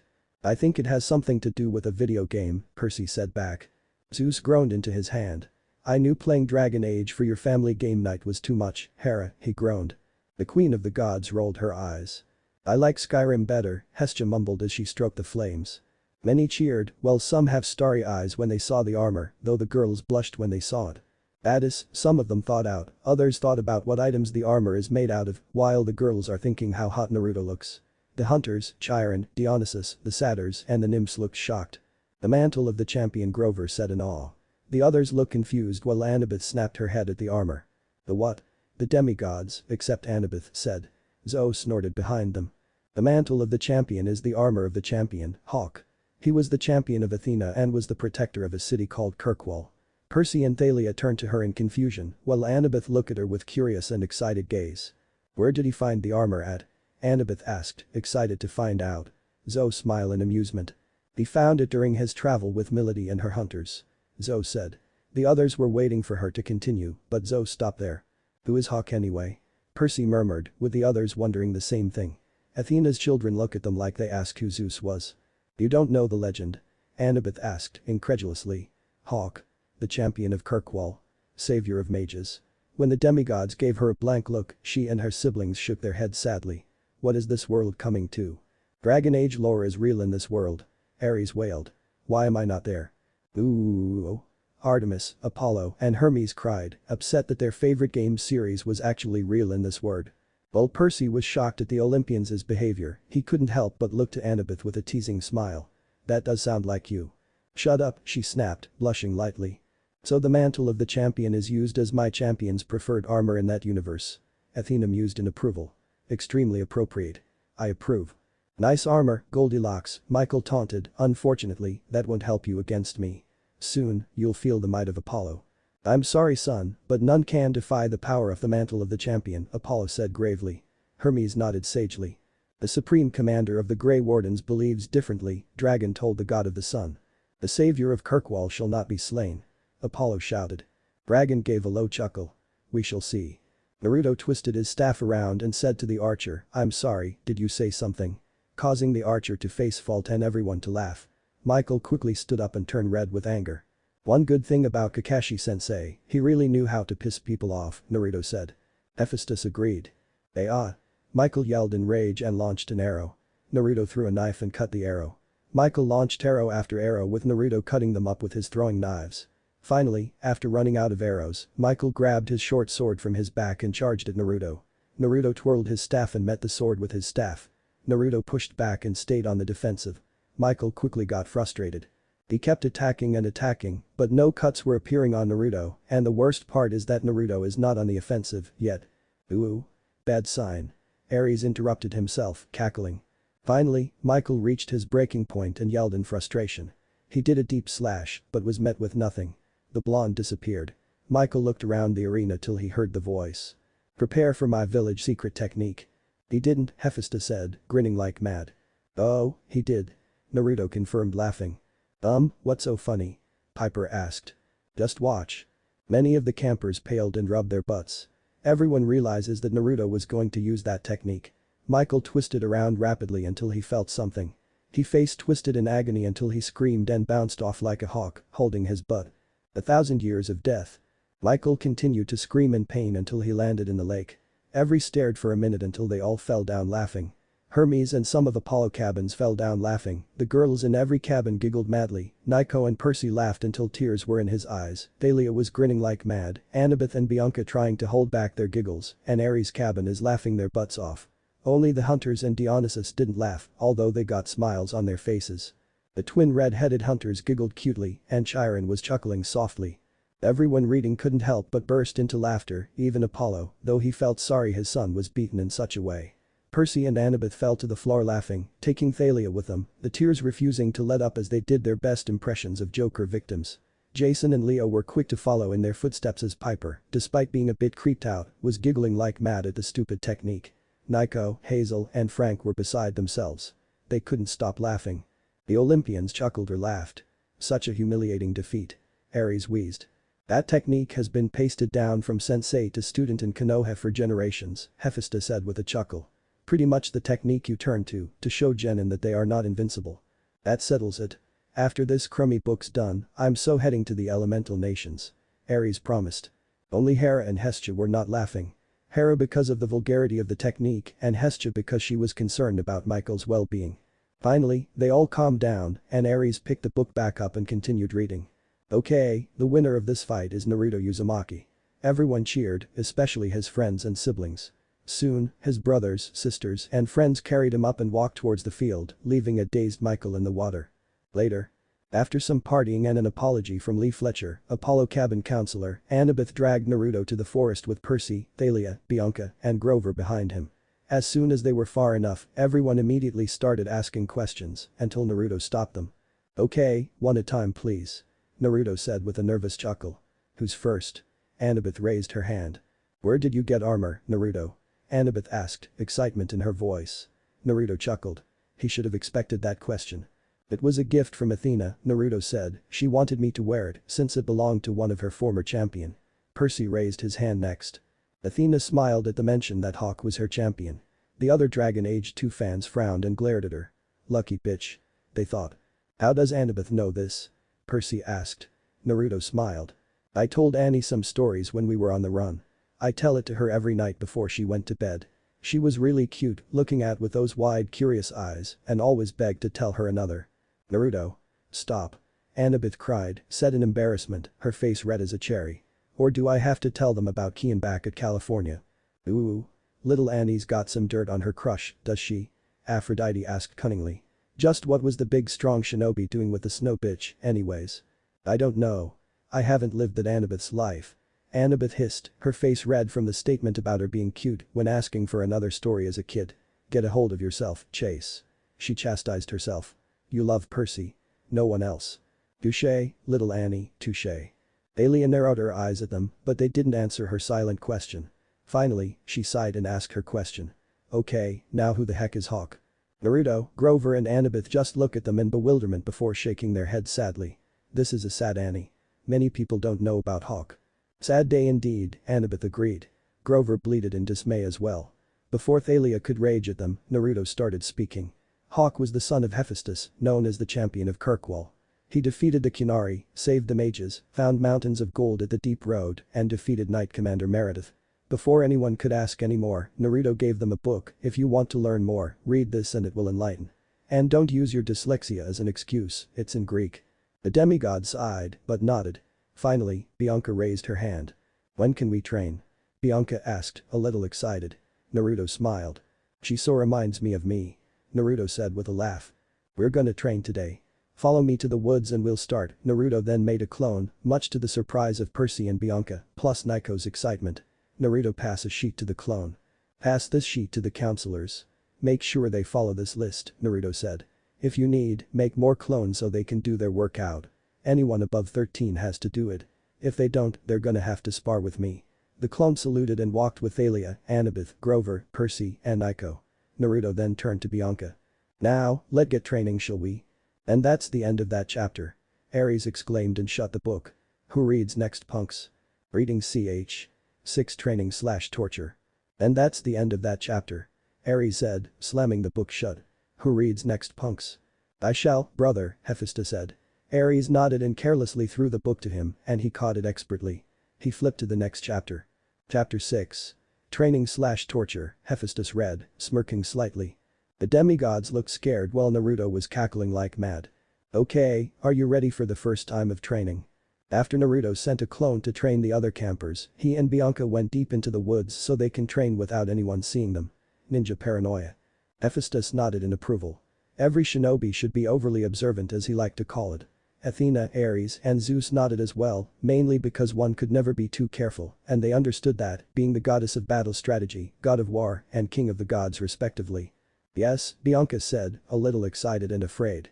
Any would be excited when they're about to train in the ninja ways. Kids from both worlds. Naruto motioned her to sit down, and Bianca did. Percy, Naiko, and Leo pouted. That did sound awesome. To be trained as ninjas. Let's get to know each other first, so it won't be awkward with each other. Naruto said, I'll go first. My name Naruto Uzumaki Namikaze. I like ramen, weapons, forging, my family and friends, and training. My dislike is people who betray their friends and or family for power, rapists, perverts, Aphrodite, Hera, Ares, and Zeus. My hobbies are sparring, forging, cooking, reading, hanging out with my friends and hunting. And my dream well is to find a true safe haven for all demigods. Bianca looked at him with multiple emotions. She's liking Naruto more and more from what he told her about himself. Many smiled at his likes and hobbies and his dream, especially Hephaestus, but Hera, Aphrodite, Zeus, and Ares frowned at him, disliking them. You're lucky that I'm interested in your skills, brat, Ares growled. Otherwise, I might be offended by that remark. Naruto, who was at first intimidated meeting gods, now was comfortable enough to glare black at the war god. Then maybe you should do something worthy of my respect, he said coldly back. Leo, Jason, and Piper looked at him like he was crazy, but Percy nodded in agreement. Ares frowned at the brat before scoffing and went to moping back in his seat. My turn then, Bianca said, my name is Bianca D'Angelo. My likes are Naiko and my mom. My dislikes are perverts, jerks, and having to raise Naiko by myself. My hobby is listening to music and my dream is becoming free from responsibility. Bianca smiled at him after the last sentence, which you helped me get. Naruto smiled back at her. Naiko and Hades smiled at that. Naiko winced a bit at Bianca's dislike of having to raise him by herself, but he understood why she felt that way now. Okay, the first lesson is to focus your chakra. Even though you have it, doesn't mean you can already control it, Naruto lectured. You need to hone it before you can try to use it, otherwise it might end badly depending on the jutsu you use. Bianca nodded in understanding, absorbing everything she can.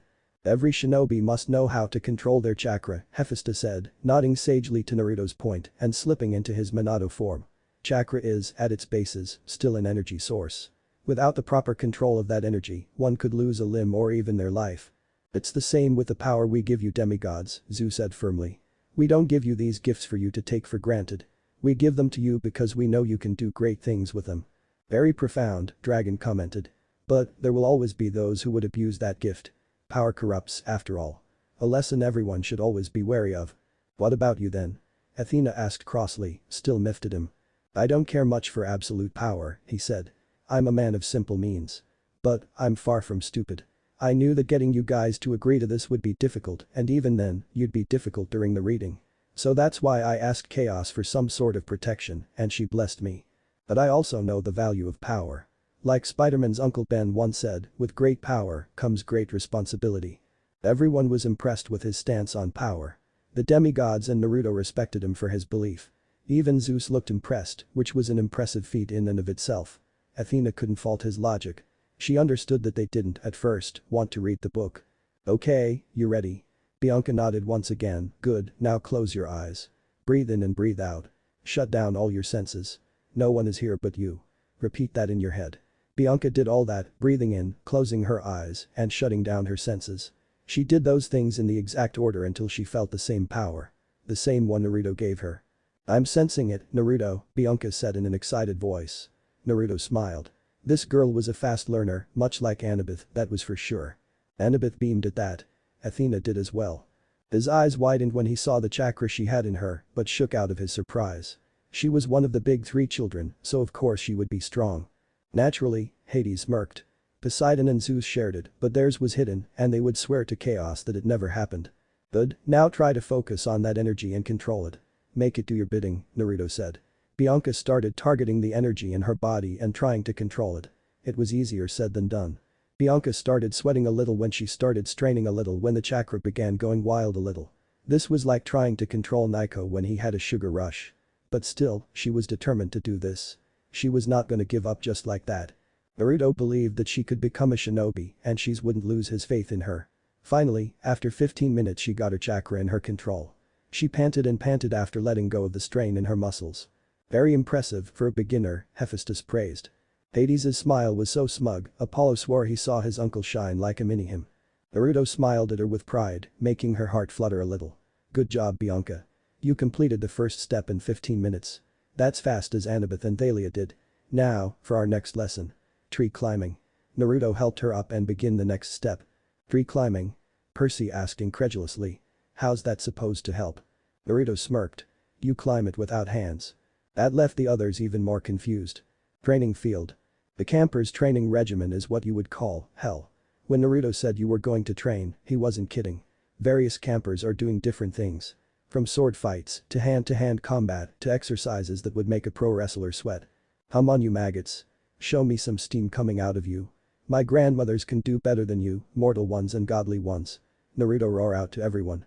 Some of Apollo kids are doing hundreds of push-ups with one hand, some of Ares kids are running up a hill holding up heavy bags on top of them, and Hermes kids are running laps with chakra braces that weigh 300 pounds. This is the usual training regimen Camp Half-Blood when Naruto is here. The demigods paled. That was horrifying. Even Percy didn't have that bad of a training regimen. Hephaestus, Ares, and Zeus nodded in approval. They certainly could, Hephaestus said. Naruto cackled like a madman. And that's just my warm-up. The demigods looked at him in horror. Iganabrican arm, Lee strained, pushing up and down. Some idiot from Ares' cabin said the Naruto original training regimen was too easy and can do it with one hand behind his back, so Naruto made the exercises harder. He cursed Mark for opening his big mouth. Now, they had this Tartarus-induced torture. I need to thank Mark when I see him again, Ares cackled. Speaking of Mark, he was currently sprinting up the highest hill with one hand behind his back and a bunch of angry nymphs on his tails. How he angered them. Well, let's just say that Naruto showed them a certain perverted book that Mark was hiding in his bed. And that book was filled with wood nymphs. Meaningless to say, the nymphs were bloodthirsty now. This blonde menace is a monster, Frank mumbled. Unbelievable, Annabeth grumbled.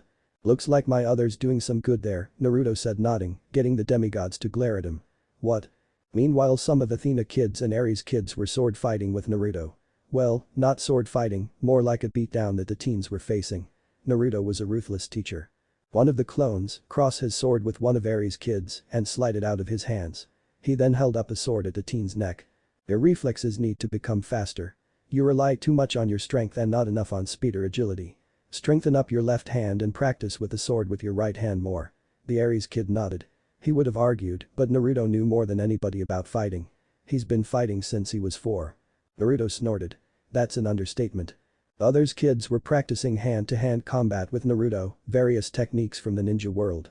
A mixture of Ares, Athena, Hephaestus and Hermes' cabin are in that training regimen and were getting their butts beaten down by Naruto. Strengthen your kicks, curve your arms a little more and Naruto then disappear and kick the Athena child he's been fighting with under the legs, making the child fall down. Never let your guard down. Rule 1 of the shinobi world, Naruto said seriously. One I've taken granted of one too many times, so trust me when I say, always keep your guard up. The demigods nodded seriously as well, stopping themselves from asking why. The Demeter and Aphrodite cabin were practicing kunai and shuriken throwing.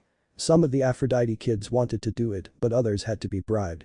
With a few boys hair gel and cologne. With the girls, he said he would fight shirtless at capture the flags. Even though he hated Aphrodite because she cheated on his dad, didn't mean that he hated her other children. Though he was still a bit miffed at Drew for trying to charm him into being her boyfriend. One of the clones saw Katie struggling to throw the kunai and moved to help her out. Aphrodite winced at the reminder, but didn't say anything as Hephaestus scowled and Naruto frowned. Piper groaned into her hands.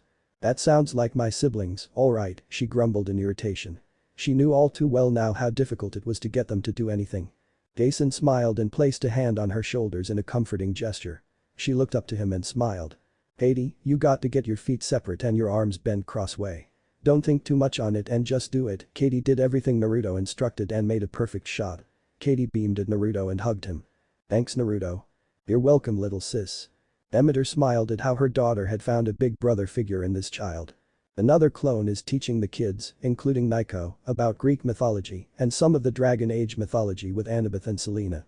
They decided to tell them the history of the champion since most of the campers didn't know.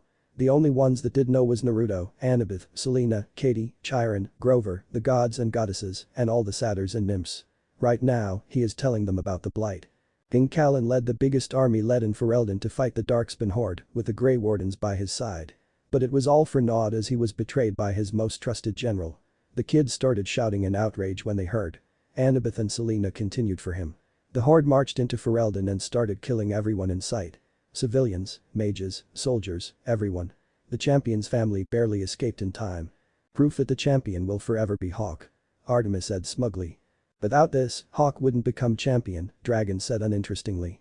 "Without the champion here, Hawk might not have even been alive to be champion." "Deny all you want, the truth will come out." "That it will, my dear. That it will."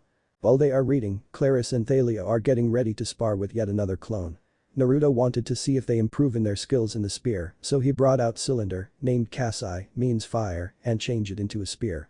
"Okay you two, let's see how far you two have gotten," Naruto said smirking. The two girls grin and charge at Naruto with their spears raised. Naruto parried the two charges and sent them stumbling behind him. He turned with the same smirk, "Too predictable you two. Come on I know you can do better." The two got annoyed by that and did the same thing. Naruto shook his head and was about to block until he got caught by surprise. Thalia stabbed under while Claris aimed at his head. Naruto, wanting to protect his third leg, blocked Thalia's spear and moved his head to the side to dodge Claris' spear. He stepped back from them and held his spear in defensive position. Not bad, Naruto said, but you have to do better than that to make me even sweat." The girls are planning to. They have no delusion in defeating him since Naruto is the more experience out of every demigod, but that doesn't mean they couldn't try to hit him. Thalia slammed her spear down, making an electric current on the front, but Naruto jumped up to avoid being fried. Claris got on Thalia's back and jumped up before throwing the spear at Naruto. The blonde got prepared though and spun to dodge the spear and throw it back at Claris. Claris managed to grab it before it could stab her in the neck but forced her to slide backwards a little. Naruto got down and charged the two. Thalia did the same with Claris not far behind. The three started clashing and parrying each other looking for a weak spot. Naruto managed to find one when the three clash against each other, Claris and Thalia's spear pushing on the top and bottom part of Naruto's spear. Before they could get an edge, Naruto pushed down the spear making the two spin and land on the ground, the wind knocked out of their chests. "I win," Naruto said, but then saw a wound on his shoulder. "Look like you two finally wounded me. Congratulations." Naruto helped Thalia up, then Claris. The two grinned when they saw the wound. "That's my girl." Ares shouted in obvious pride. "HMPH. As expected from my daughter," Zu said arrogantly. "Whoa," Thalia said in shock. "This Naruto must be very powerful if it took me and Claris to wound him." "That's scary to think about," Nico said lowly. Naruto was in awe of his other skills. He was good now, but could he really be that good? "Yeah." The two cheered, high-fiving each other. The two finally wounded Naruto after all these years. They were extremely happy about that, even though it was just a clone. The two saw the real Naruto and Bianca walking towards them. Bianca looked rough up and soaked. The clone poofed out, giving the information to the real Naruto. What?" Annabeth stuttered. Oh yeah," Hephaestus said. "I forgot the shadow clone jutsu could do that." "And your son is the undisputed champion and master of it," Dragon said. "His mother would be so proud." Naruto beamed at that, but before he could say anything, he was tackled to the ground by a wailing Annabeth. "Teach me?" she demanded, comical tears streaming down her face. "You must teach me that technique. Please. I'll do anything. Anything. Does someone get this crazy chick off me?" Naruto pleaded as he tried to pry Annabeth off him. Percy laughed a bit and pulled her off Naruto effortlessly. "Let me go." Let me go. Let me go. She whined. I've gotta learn that technique, Percy. I must. You won't learn it if you smother him, Annabeth, Percy said. Calm down first. Then I might let you ask again. I'm not asking him. I'm demanding he teach me. Athena sighed. Annabeth really took after her, it seemed. She was almost the same way when she learned of the technique. Difference was she didn't have anyone to pull her off the poor shinobi until he finally agreed to teach her. Thalia was in shock as she noticed something. He lifted Annie with one arm like she weighed less than a feather. Just how much stronger has he gotten at Camp Jupiter? Congratulations, you two. You finally wounded me, even if it was a clone. Thalia grinned while Clara smiled. The two felt good when Naruto praised them, since he is stronger than anybody in the camp. Annabeth was still screaming for Naruto to teach her the technique. Naruto scooted away from her, but Percy held her tightly against himself. Thalia then turned to Bianca. I'm guessing she was training in tree climbing and water walking. Naruto nodded and Bianca winced, cracking her back a little. Those were some hard falls. Naturally, Naruto said, smirking darkly. Yeah, she took about half an hour to get the tree climbing done and another half to do water walking. Luckily, she had a teacher who's got the same amount of chakra as her, if not more. Naruto said. It would have taken Bianca all day to do those things if not for that. Yeah, good thing, otherwise I would have broken my back, Bianca said, sighing in relief that she had Naruto as a teacher. Then she looked at Naruto. Where is Naiko? He's with the other children, Naruto said, pointing at the group of kids with his clone, Annabeth, and Selena telling stories to them. My clone is telling them a story about the Dragon Age. Bianca nodded in understanding. Suddenly everyone heard a pained cry and everyone turned to see a figure flying through the field and crashing through the group. The only that wasn't surprised was Naruto. Percy suddenly had the feeling that someone was dancing on his grave, while Naruto felt like something bad was about to happen to him. Look like Percy is getting beaten down, Naruto said, chuckling a little. I knew it, the son of Poseidon sighed. My bad luck strikes again. Damn. We might actually be more alike than I originally thought, Naruto mumbled. I had the same feeling. Ooh. What's going to happen? Ares wondered eagerly. Oh, you'll see, Dragon laughed. Then he got the clone that was training Percy memory and is now clutching his nuts in pain. Thalia, Annabeth, Charles, Clarice, Katie, and Selena went up to him, worried. The Stoles was stifling a laugh before Clarice glared at them for even thinking about laughing at this. Naruto had a very bad feeling about this. What happened? Annabeth asked everyone's main question. Naruto wheezed in pain a little till he looked up at Annabeth from his place. Remember when I told you guys that clones can give you the memories of what happened in their end? Naruto strained out. Everyone that had shinobi training, including medalists, nodded. Well, I just got a painful memory from my clone. Moments earlier. How did he get into this? How did he enter this hell-induced training? Oh yeah, because Naruto thought that he needed to get more skilled in something else than just his sword. Even though he tried to tell them that he just needed his sword and that he wouldn't lose it. But Annabeth had to tell him about the day with the Canadians and how he couldn't use his sword because his shorts didn't have pockets. Now, he was training Naruto in hand-to-hand combat for nearly an hour and is bruised, sweaty, and tired. Percy grimaced. I guess I need to thank you. Around that time, I was pathetic. Glad to see my other won't be as bad as I was. No worries, I think, Naruto said with a shrug. My other's just trying to help yours out. Looking at Naruto, he saw that he didn't even make him sweat. He can break a horn off a minotaur, but he couldn't get one hit. Impressive feat, but any kid from the elemental nations with shinobi training could do the same thing, Hephaestus said knowledgeably. And no matter how strong you are, it does you no good if you can't hit your target, Ares said as well. Percy rolled his eyes. Yes, thank you. I know that now. Need a break, Squidhead. Naruto called out from his place. That was the name he came up for Percy. Like Annabeth call him Seaweed Brain and Thalia call him Kelphead. Now, Naruto was calling him Squidhead. Percy groaned while Naiko, Thalia, and Annabeth laughed. Squidhead Naiko sniggered. I'm going to have to use that one. You and I still have some unfinished business, D'Angelo, Percy hissed. You really want to irritate me further? Naiko paled and turned away from him quickly.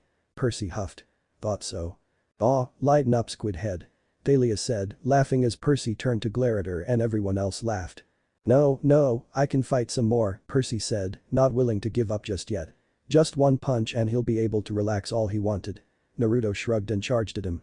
Percy waited for him to get closer and closer. Just one punch. One punch, damn it. Then, without warning, Percy swung his arm and hit him. Right in the nuts.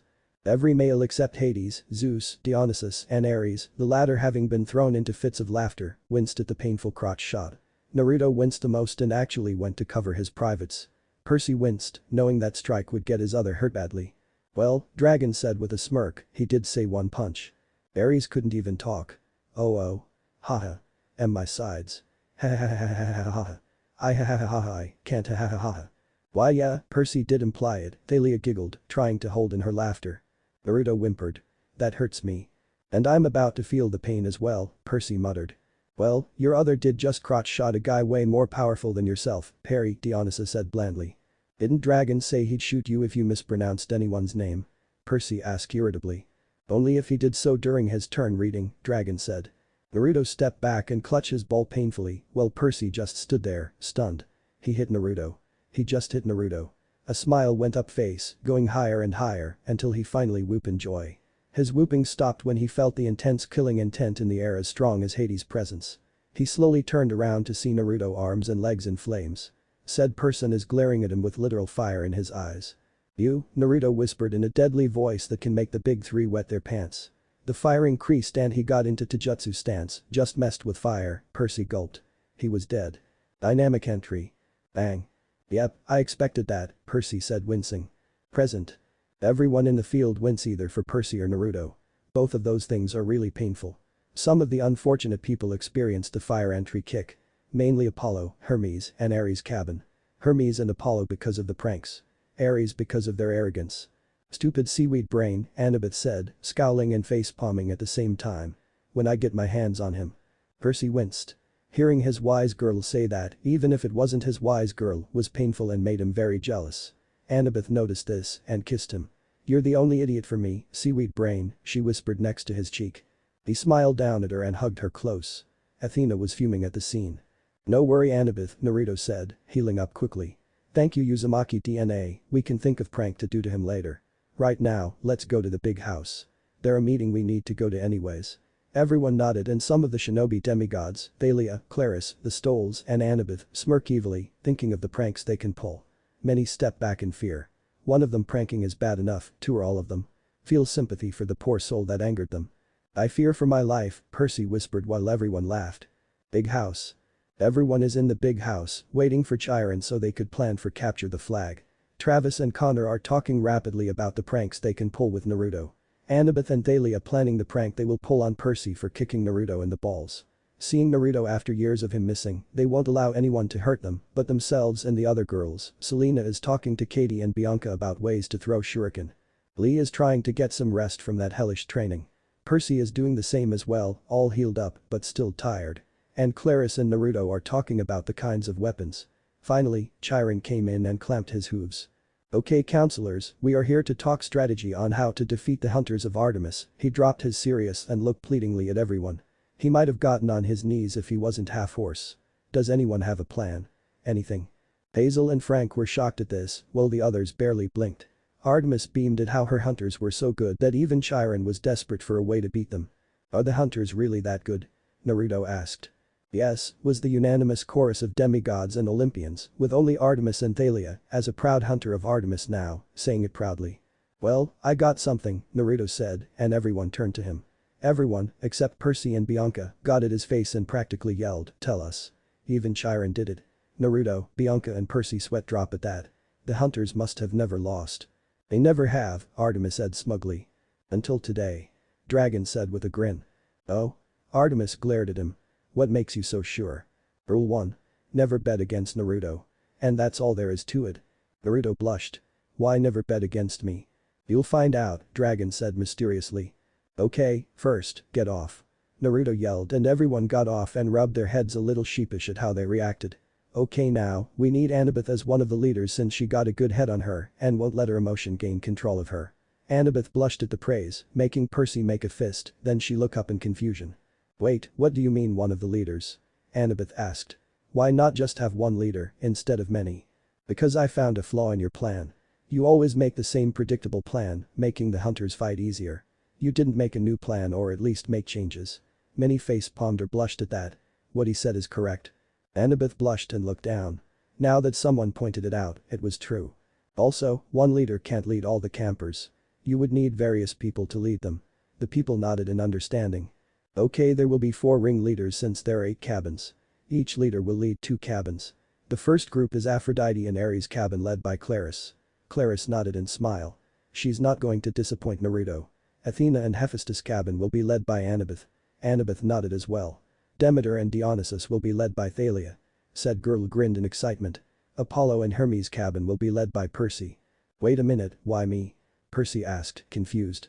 Why would Naruto want him to become the leader of one of the groups? People would have thought that he would choose someone familiar to lead. Because Squid Head, even though you rely on luck and your sword, from what Annabeth told me you are a natural born leader. I want to put that to the test. Percy nodded, not saying anything else. The praise made Percy smile. At least this version of Naruto was impressed with one aspect about him. That was something. Any objections? No one raised their hands, since Naruto is a good planner, better than Athena cabin. Seeing how he's my champion, I must say, admittedly, that may be true, Athena said reluctantly. Since he is not originally one of my children, he doesn't look at a plan like a blueprint like my children do. He sees a chessboard, the pieces moving and maneuvering into traps in more favorable positions. Not to mention that Naruto's a kinetic thinker, Dragon said, surprising Athena. Naruto's better at thinking on his feet, always moving and adapting the plan accordingly. With your blessing, he applies to his planning in all aspects and creates near-flawless plans. Athena nodded, impressed with the guy despite the dispute they had earlier. Good, then let's prepare to win this time. Everyone cheered. For the first time, they have a possibility of winning. And Naruto started out laying the strategy to everyone. Artemis wasn't worried. My hunters will win, she said confidently. Apollo was suddenly struck with inspiration on how to reconnect with his sister. I don't know Artie, he said lightly, making Artemis glare at him. I think I'll take that bet.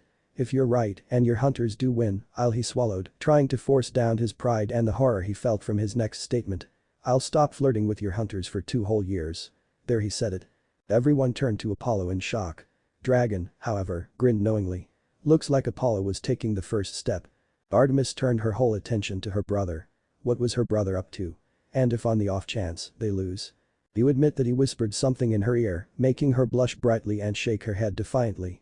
No. She shouted, shocking the demigods and Olympians. Never. It took all of Apollo's willpower to not cave and ask for something she'd be willing to do and for his next sentence. Take it or leave it, he said coldly. Of course, you could chicken out and be labeled a coward. Your choice. Everyone was shocked at Apollo's change in demeanor. None more so than Artemis.